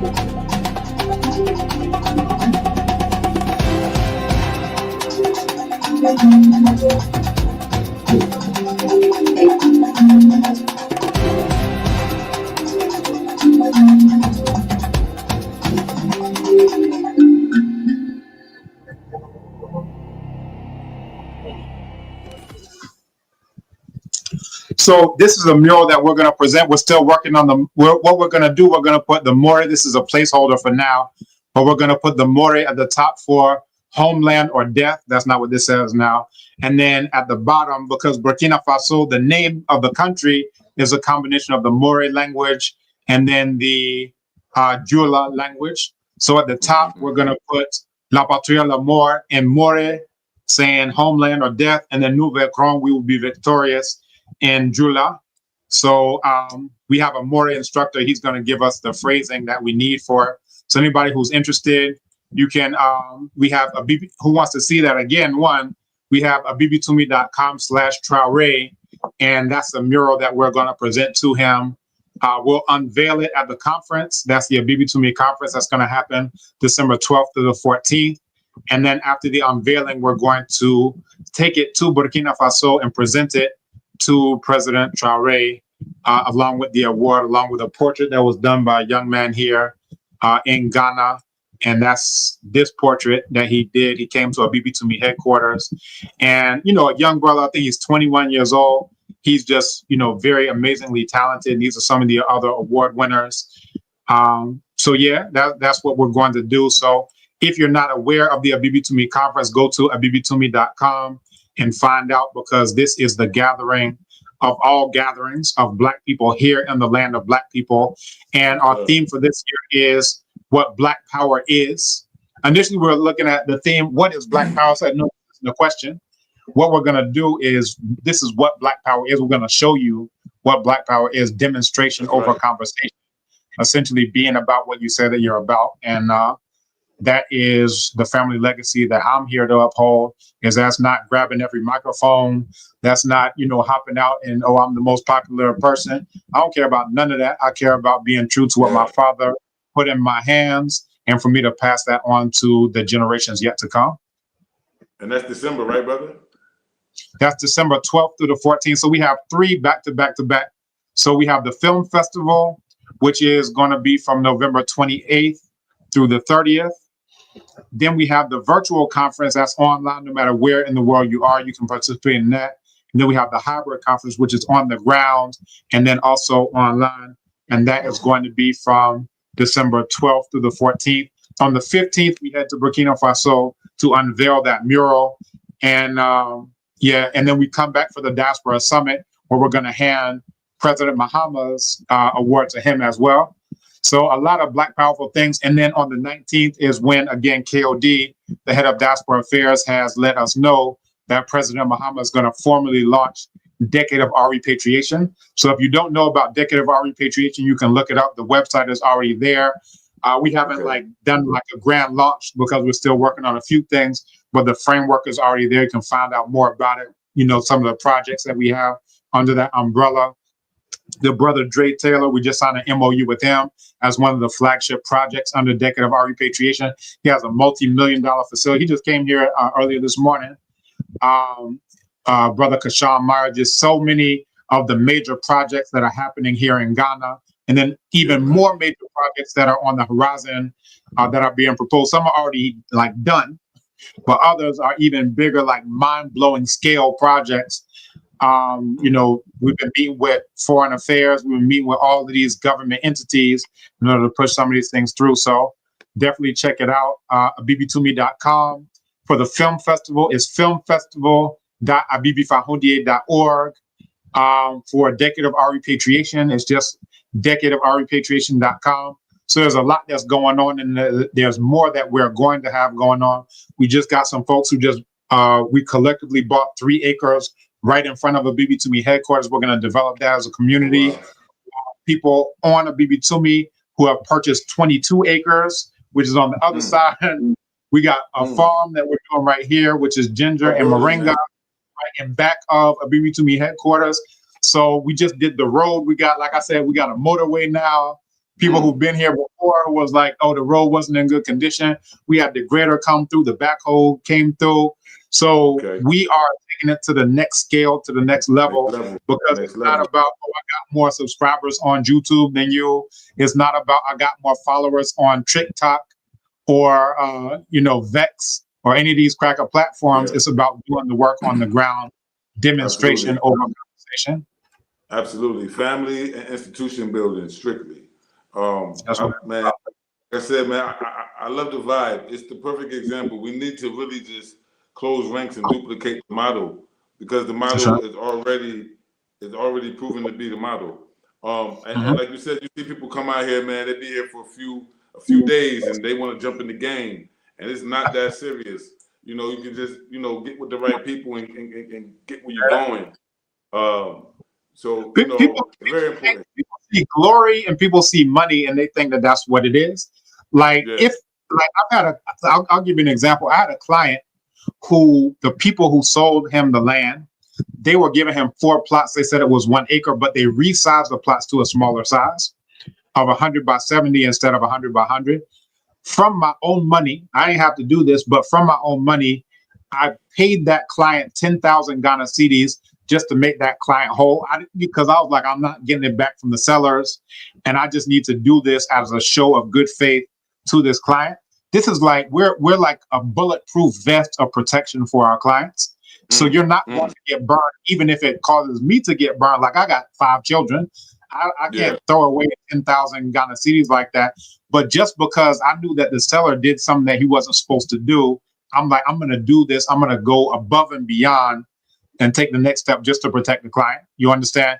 So this is something that people who care more about their reputation and their name are going to do, as opposed. And I'm like, I don't need your money. And that's another thing, is that it helps to work with people who don't need your money. Like I got a job at the University, let me say the University of Ghana. So I don't need to be, spending my entire day going showing people land. I don't need to go to the hospital and, make sure the person got their health records set up. I don't need to be driving them all the way from Accra to the Du Bois Center so they can meet other repatriates. I don't need to do that. I do that because it's part of my life's mission, right? The fact that you are compensating me for that is just in the spirit of reciprocity. If I do more for you, you can compensate me for it. That's the time that I'm not able to spend with my children, where I'll be teaching them Tree and Yoruba and Wolof and Middle Nature and Kiswahili and all that stuff. So I'm taking time away from the things that I could be doing to now do things for you. So if you compensate me for that, that's in the spirit of reciprocity. But again, it helps to work with people who are not begging for money, who don't need your money, who I could just keep my university job and I would do just fine as far as Ghana goes. But again, what I'm doing and what I know you're doing as well is part of a calling. That's when my ancestors, when I go and see my father, when I go and see my grandsters and they ask me, what did you do? I can point to, I helped him repatriate. I helped that person establish a family. I helped the community get off the ground. And that's really what it's all about at the end of the day. Yeah, man, it's all about legacy for sure. I got someone here who says that they was glad that you explained the Burkina Faso change of mind. I want to tap on that too as well, man, because man, as you know, once you're out here, people know you're out here, and anything that happens, your phone will ring about it. So I got a lot of calls about what happened in Burkina Faso, and I had the opportunity to listen in on the meeting yesterday, just to kind of hear what the official position was, and what I got from it was, at least there's some motion. That's what I got from it. At least there's some motion. And like you said, you got the right to return, but safety first, security first. There's a lot going on in Burkina Faso, and there's a long history of, I think, people doing the same thing. I've heard about it happening in Ghana in the case of Nkrumah. A lot of people came back unvetted and ended up on the wrong side. In Tanzania, it happened. A lot of people just ran back because the doors was open. And some of them was on the wrong side. And so there is a tendency of people returning that they're not clean. And so until we can really see the work that we do, it helps us to sanitize the situation. It helps us to hold people to a standard of genuine contribution, as opposed to just getting away with having the birthright and come over here and cause a bunch of ruckus. It happened over and over again. So at the same time, those of us as pioneers who lead these conversations and these dialogues with these governments, it is extremely important to know that if, for instance, if Brother Abenfo doesn't come and doesn't get his residency, it doesn't amount to 2016 citizenship. If that doesn't happen, there's no 2019 citizenship. If that doesn't happen, and so things snowball. So I'm looking at the Burkina Faso thing, like in respects to the security and in the great work of the nation, no problem. We accept that. And they also have given us a way to at least get residency. And that's something that wasn't really clear. People wasn't trying to get even residency in Burkina Faso in the past, except for maybe a few people. And so it is a change. People are responding to the revolutionary government. Some people really want to be there, and they have to weed us out. You definitely didn't want to be there during Blaise Compaoré. I was there during Blaise Compaoré, and it wasn't anything to write home about. So this, if you are interested in Burkina, now is the time to be interested. When I was there, I was asking everybody, what do you think about, President Traoré? And I did that because back in 2015, I went to South Africa, And I was asking, like, this is when Julius Malema was, breaking away from the ANC. He was saying some, powerful statements and so forth. And I from the airport, I started asking just the driver, I was like, what do you think about Julius Malema? And everybody was very like, they were like, he's just like the ANC. He got mansions, he got luxury cars, he's corrupt, blah, blah. And I was like, wow, I'm shocked. So then I asked other people, I didn't get a single person who was just like, yo, he's great, right? But the stuff that we were hearing from outside was, it sounds great to me, right? But like I said, I was just asking people on the ground, what do you think about him? Everybody was like, he's just like the rest of the ANC folks, right? He just got, jilted, and now he started his own thing.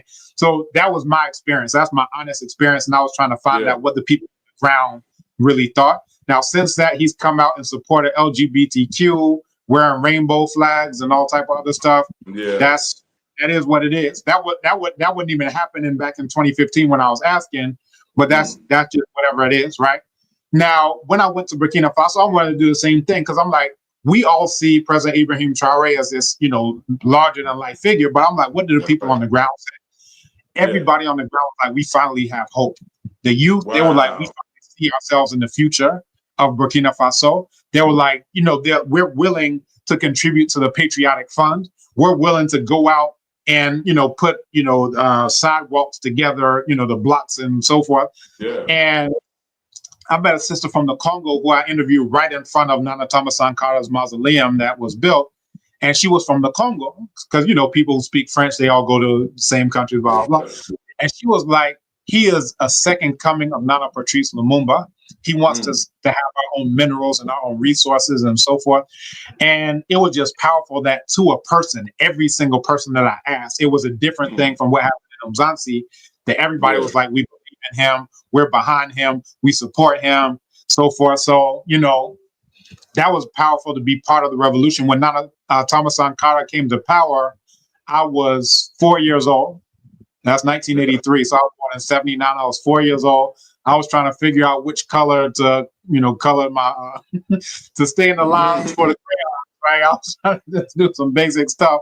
But this is like, okay, I wasn't part of really getting the fullness of what that revolution was about. But this is like the Wahim Mesut. This is the repetition of the birth of Nana Thomas Sankara. You feel it when you're on the ground.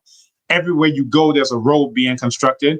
You go to the electric vehicle, showroom, and those vehicles are as real as you can imagine. And so I took 830 videos and I did just reflections on the day of every single day, attend to the Diaspora Summit, and you're there and you feel like you are in the center of a hurricane. Everything else is going on around you. You're in the peace, in the center of that hurricane. Wow. So that's powerful. Yeah. Bro. That right there is powerful. I'm not going because he's going to give me nothing. That, if you don't give me a passport, well, I'm not coming to your... What we're experiencing is bigger than that. And if you want to be a part of history, if you want to be a part of the presentation of that mural, again, you can look at abibitumi.com/Traoré. You can go to sankofajourney.com and join us with that. But if you want to be a part of history, imagine that you had an opportunity to be beside Nana Jean-Jacques Dessalines when he was cutting the heads off of these crackers, Kubete Bouleka. Imagine you had a chance to be beside Nana Dina Kimati in the forest as they were going out and doing guerrilla style tactics, cutting the heads off of these crackers. Imagine you had a chance to be beside any of our great grandsters, because remember, our heroes are their enemies and their heroes are our enemies, right? Absolutely. Imagine if we had a chance to be side by side any of our heroes or sheroes or heroines who prefer proper English. Imagine you could have been beside Nana Nzinga as she was, pulling the bowels out of some Portuguese cracker. Imagine any of that. Now we don't have to imagine. We can be beside. We can be part of that. As he's kicking the stench. That's what I call the French. As he's kicking the stench out of the mouths. He's smacking fire out of the mouths of these crackers. We can be there. You telling me you're not going to go unless you get citizenship? That's cool.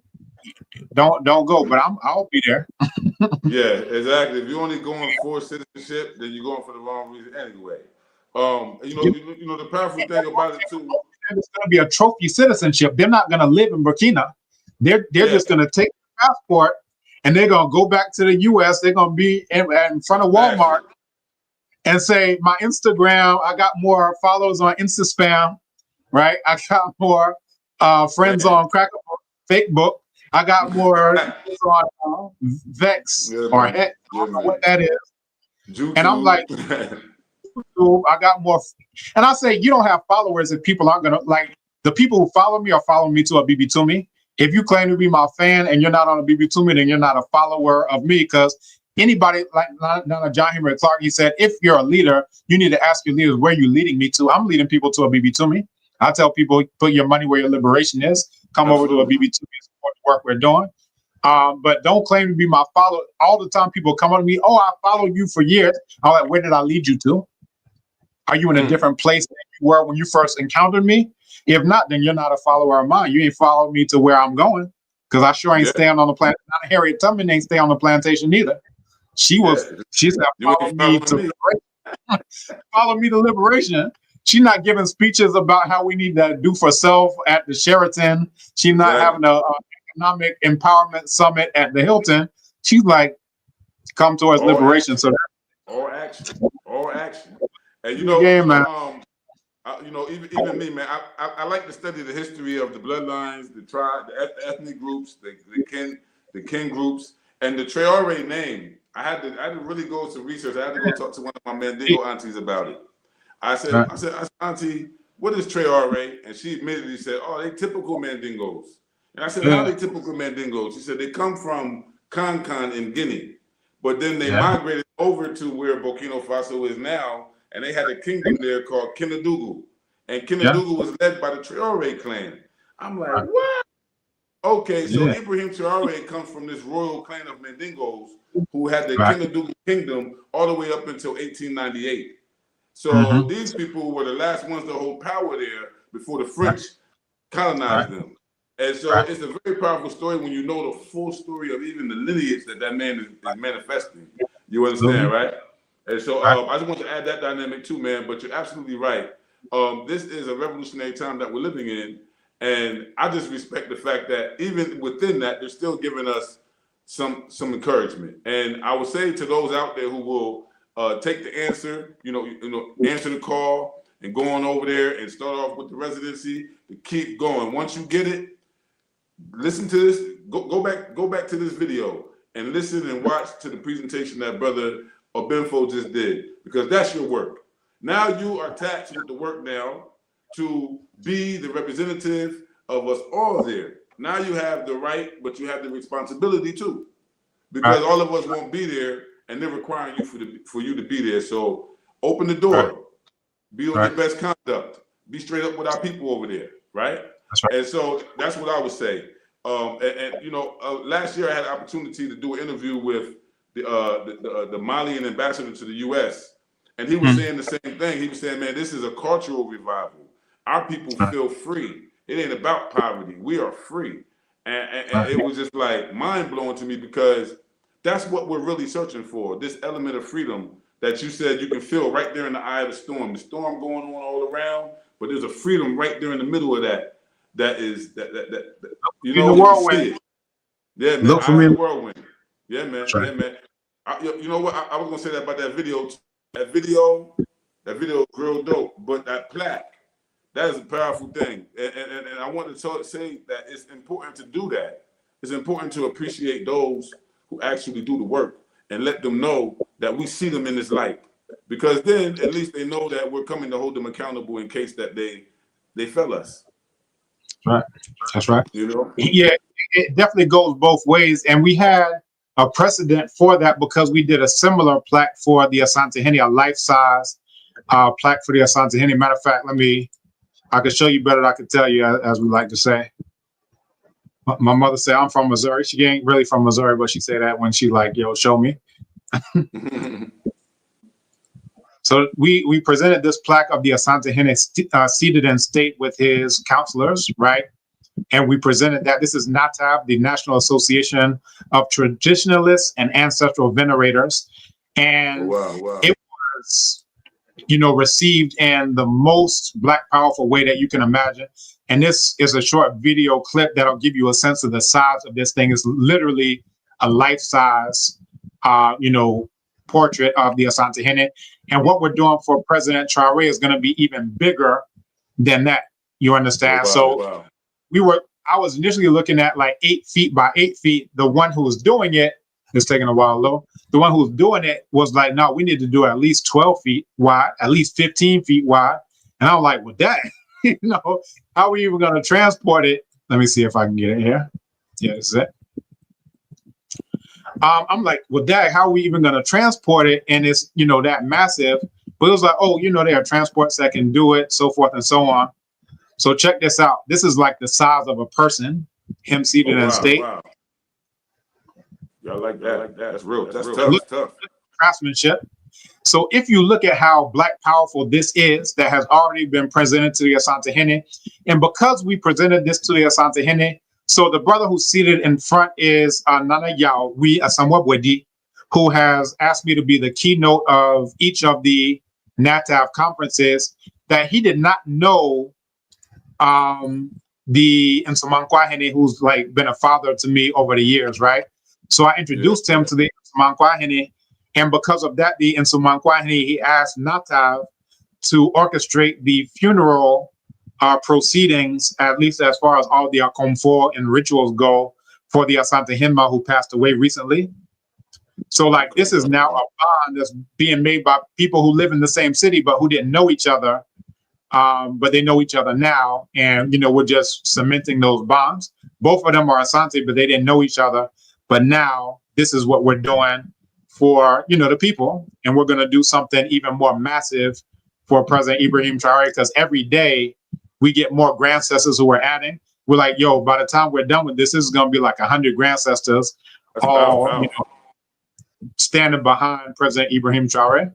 And let me while I'm sharing, let me also share this with you. Like, we got a lot of, again, because we have now our own in-house Abibi Tumi media production team, we're doing a lot these days. So let me show you this as well for anyone who wants to join us at the conference for the unveiling of the mural. I go.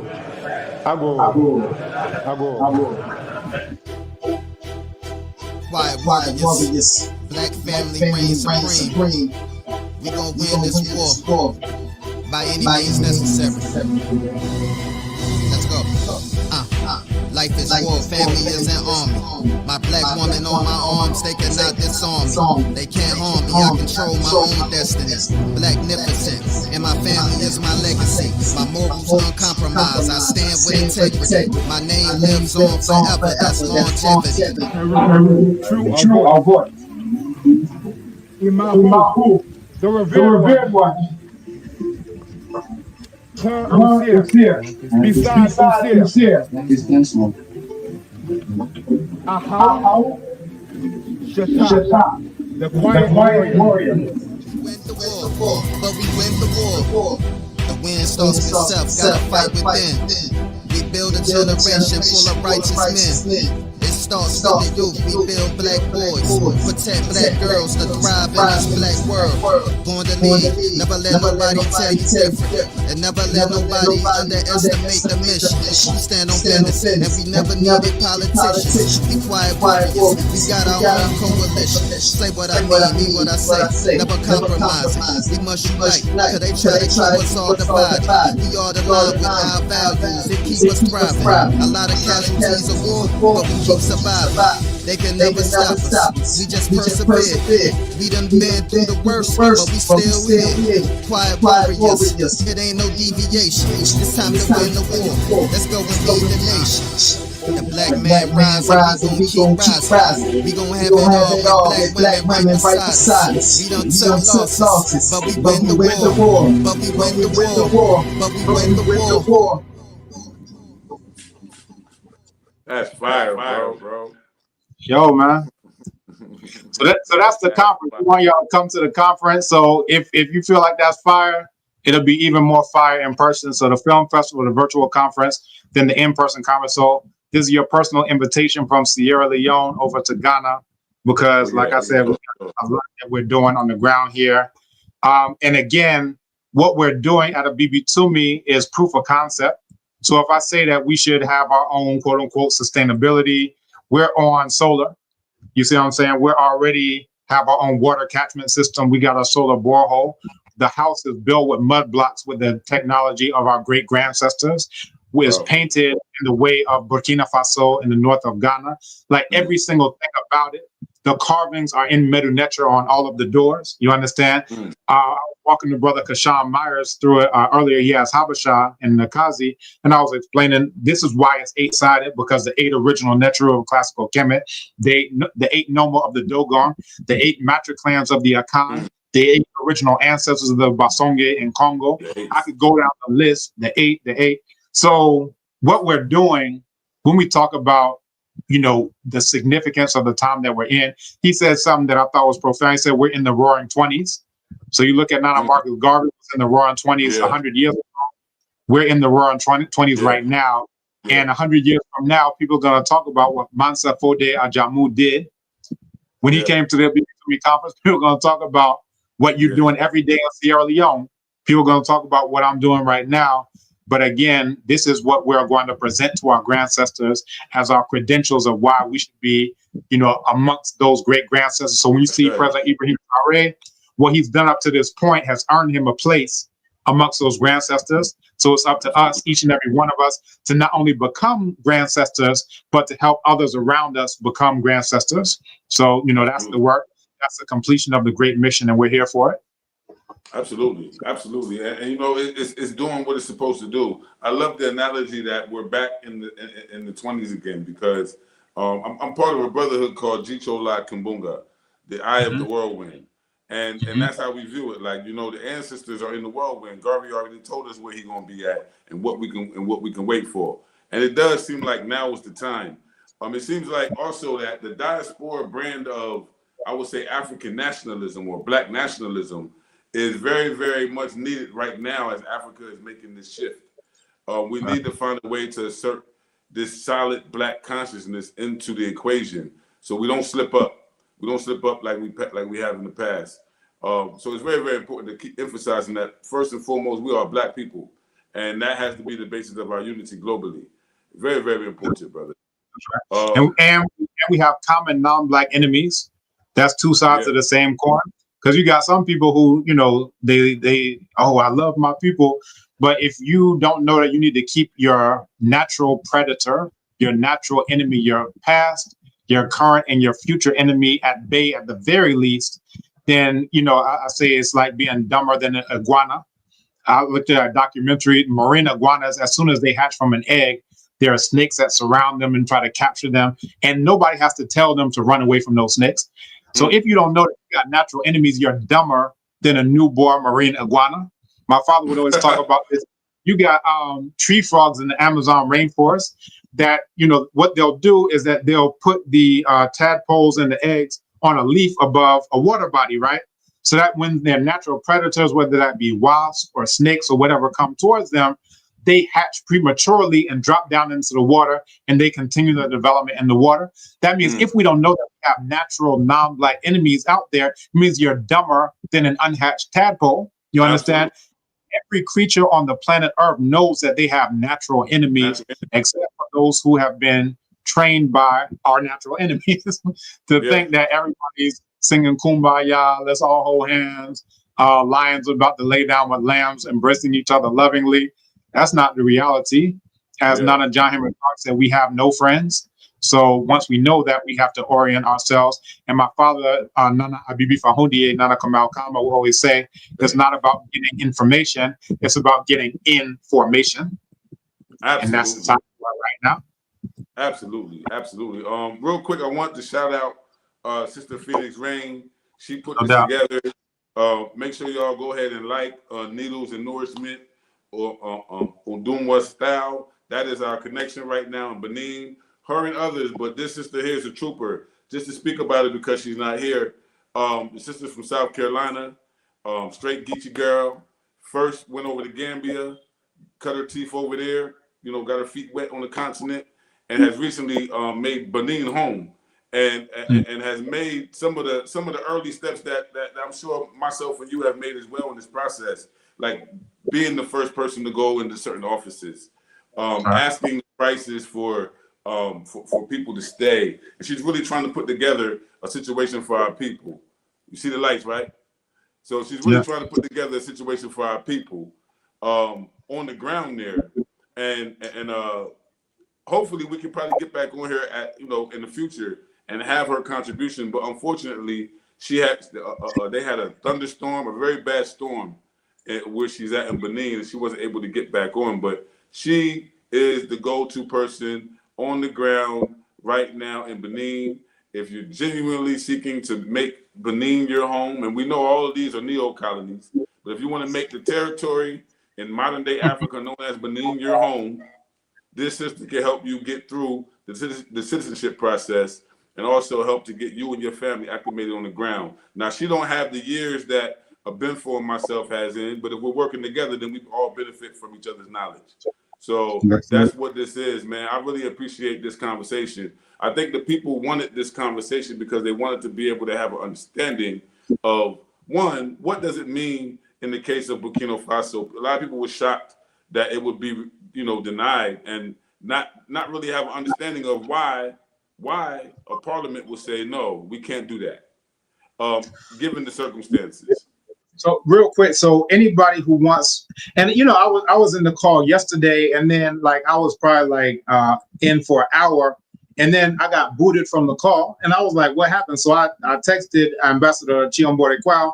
She said, oh, that was a mistake. I think there was somebody in the chat who was anonymous or whatever. I was like, I wasn't anonymous. I was in there. I knew my name. So she was like, oh, that was, I'm sorry, that was a mistake. We didn't mean that, so forth and so on. So all right, that's cool.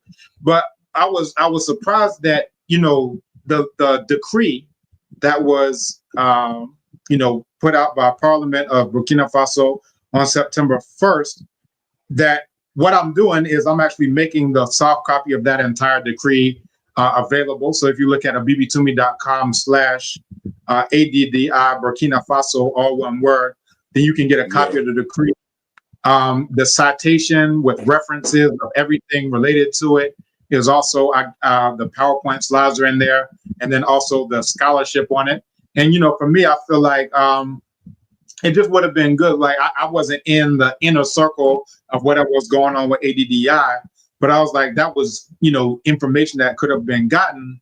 But it just really speaks to the reason why we need to work together more closely, because when I was there in August, we asked Gaitan Alexis Wimpanga Ouedraogo, who is the special advisor to the president of Burkina Faso, President Ibrahim Traoré, on diaspora mobilization. We asked him about ADDI, and he was like, he wasn't, aware of the citizenship. And he actually said his homework is to go and find out from Foreign Affairs what's going on with that.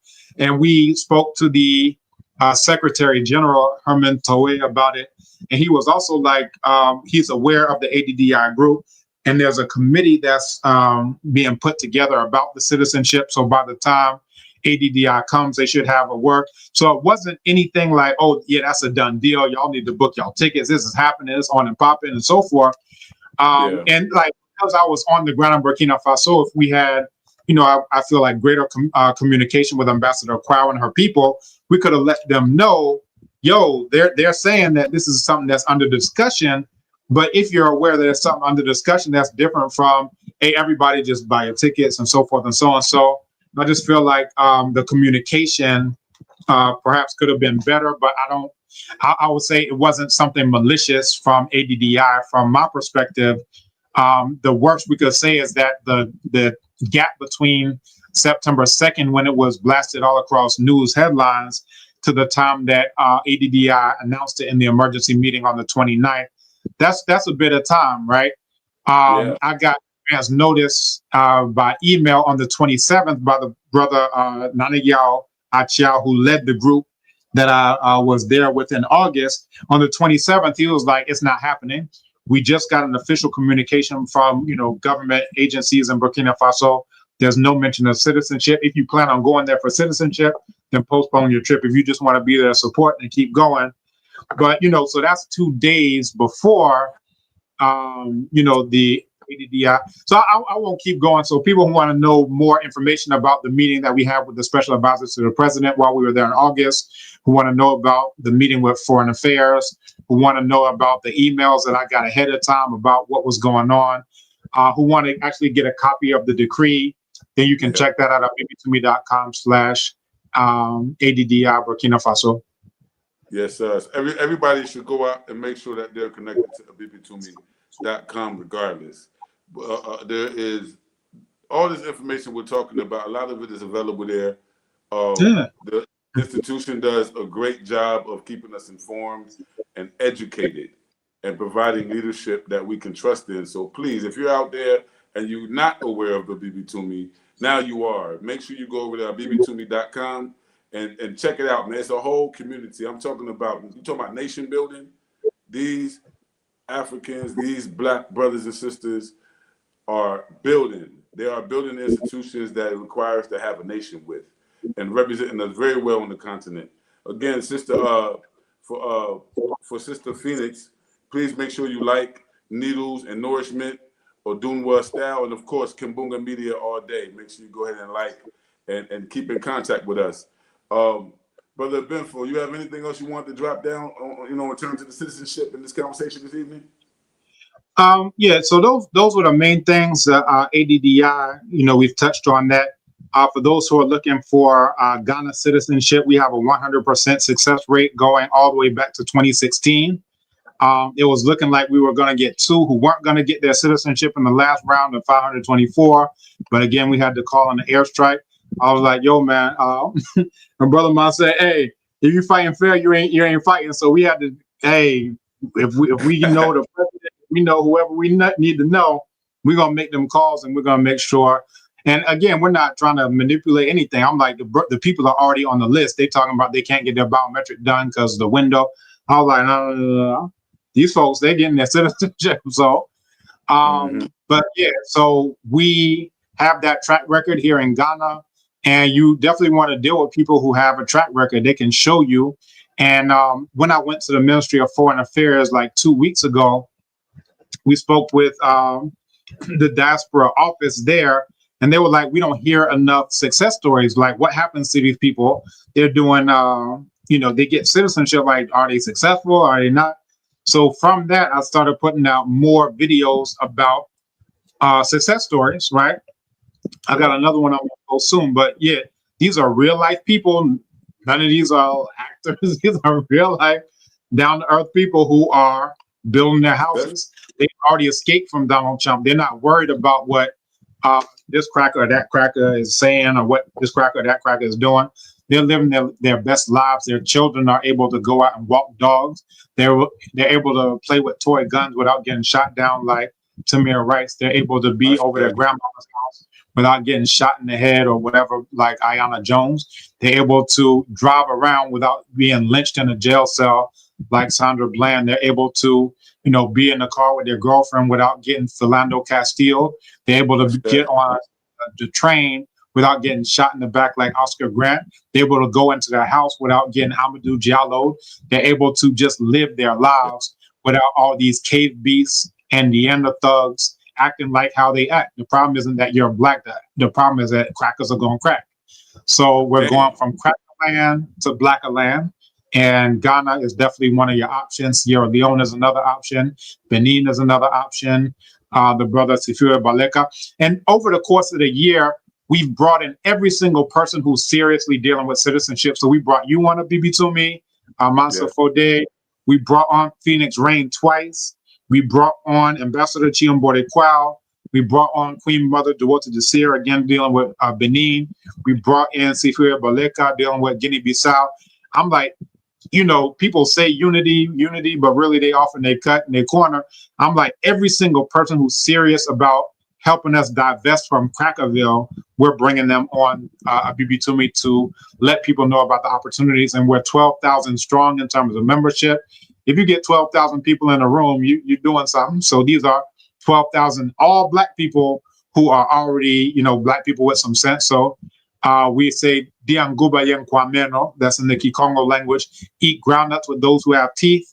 So if you have teeth and you're ready to eat groundnuts, then join us at a BB Toomey. If you got fake dentures that fell out and you want to stay on cracker sites, again, this is Operation Cracker Site to Black a Site. So you can blacken yourself. Download the BB Toomey app. We now have Abib Nkra, a real-time messenger where you can send video, all of that, photos, so forth and so on. Abib Nkra, ABIBINKRA. It's already out for Android. You have the direct download. So for all the apps, go to abibtoomey.com/apps. For the mural, abibtoomey.com/Traore. For the conference, just go to the homepage, abibtoomey.com. For Decade of Our Repatriation, decadeofourrepatriation.com.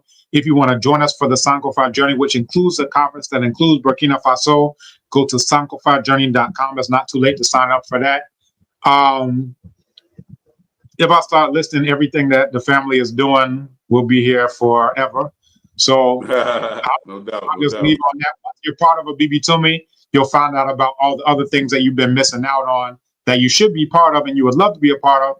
You can get 3 acres of land in front of a BB Toomey. If you would have been on there, you would have been part of the 22 acres and back. You'd be part of the farm, the moringa farm we're doing. You'd have been part of something other than liking on cracker websites, thinking that you're cool. You would be actually doing things in the spirit of demonstration over conversation. So let's make Kemet Black again. Let's restore Ma'at, restore the land of Black people, and let's complete the great work and fulfill the great mission of our ancestors. Habiba Foday. Yes. Habiba yes, Foday. brother. Thank you so much, man, just for making the time, man. Y'all had it. Y'all had a great conversation tonight delivered to y'all. And, it was truly the ancestors doing. We didn't plan this out. Sister Phoenix seen it, made the call. Of course, the brothers going to respond. And now you have this that you can go back to and get a perfect understanding of at least how we understand what's going on the ground. For those of you seeking to come to Sierra Leone, we do have a trip coming up in December. And even if you're not getting citizenship, consider Sierra Leone. Come on through. We have a very beautiful country. And a lot of us have ancestry here, and the people here know that. So it feels like family up close. And it really is family. The longer you're here, the more you feel it. Like Phoenix is always saying, man, the longer she's in Africa, the more she realized that South Carolina is Africa, that North Carolina is Africa. The more she's here, the more she realized we're the same people. And so if you're headed to Sierra Leone, you can always reach us at www.gulladugu.com. That's Gulla, G-U-L-L-A-H-D-U-G-U, Dugu, gulladugu.com. We can help you with your citizenship. We also assist with setting up businesses. I just heard a horror story not too long ago about someone who was charged $1,000, over $1,000, to set up a business, and we charge the right price, $250 to $350, depending on what you really want to register. So that's the kind of things we're offering. I don't know why people come back and they try to do it themselves, or they try to go around the people on the ground, but you get burnt for that. You get chopped for that, and so I would encourage people who really are interested in visiting, doing business, coming for the citizenship, get with us, gulladugu.com. Also check out Sister Phoenix Rain, and special shout out to ADDI, special shout out to Dr. Arikana, and those people who have voluntarily put in the work to open up a pathway for us. And we love them all. We love PLO Lumumba, those who give voice to the voiceless and give sense to the senseless. This is a very powerful movement if we start to call the actual names of the reborn ancestors involved in this process. Some of you see us as humans, but some of us know that we've been here before. This is just manifestation. We could talk about that in a whole nother show about the spiritual manifestation of what's happening right now. I don't think people really get it in a way that can really be grasped and worked on, but we are living in some dynamic, never before times in the struggle for our liberation. And it's now or never. It is now or never. It's forward ever. It is backwards never. Brother, I really want to appreciate you again. Thank you so much for your time. We have to, man, we might have to do this every once in a while, man, just to get the people what they want, you know? Yeah, you know, so I'm down, you know, like I said, Nana Harriet Tubman didn't hang out on the plantation. she'll make an appearance and tell people the direction they're supposed to go in, follow me. So if you see me here, I'm not here to stay on the plantation too long. I'm to point people in the right direction. And yeah, so it's time to move. But yeah, I definitely appreciate the discussion. Always good chopping it up with you. You know, I see you as a sincere brother who's on the ground doing the work. And, you know, even if we don't talk often, you know, I feel like anybody who's doing the work of Black liberation is a co-worker. It's like we're in the same office. You got your cubicle here, I'm here. We're doing our work. We move forward. And oh man, yeah, man, we working together. So that's how I see it. And yeah, shout out to Phoenix Rain as well. Like I said, she's been on a BBC Me twice. And you know, those who really want to get ahead of the curve in terms of not just getting information, but getting information, definitely check out to me and find out all the information that you've been missing, that you should have been a part of, and that your children and your grandchildren and your descendants will definitely thank you for once you become a part of this larger system among systems. Ashe. Thank you, brother. We appreciate you so much. And we will be doing this again. Shout out to the Kabuma Media family out there.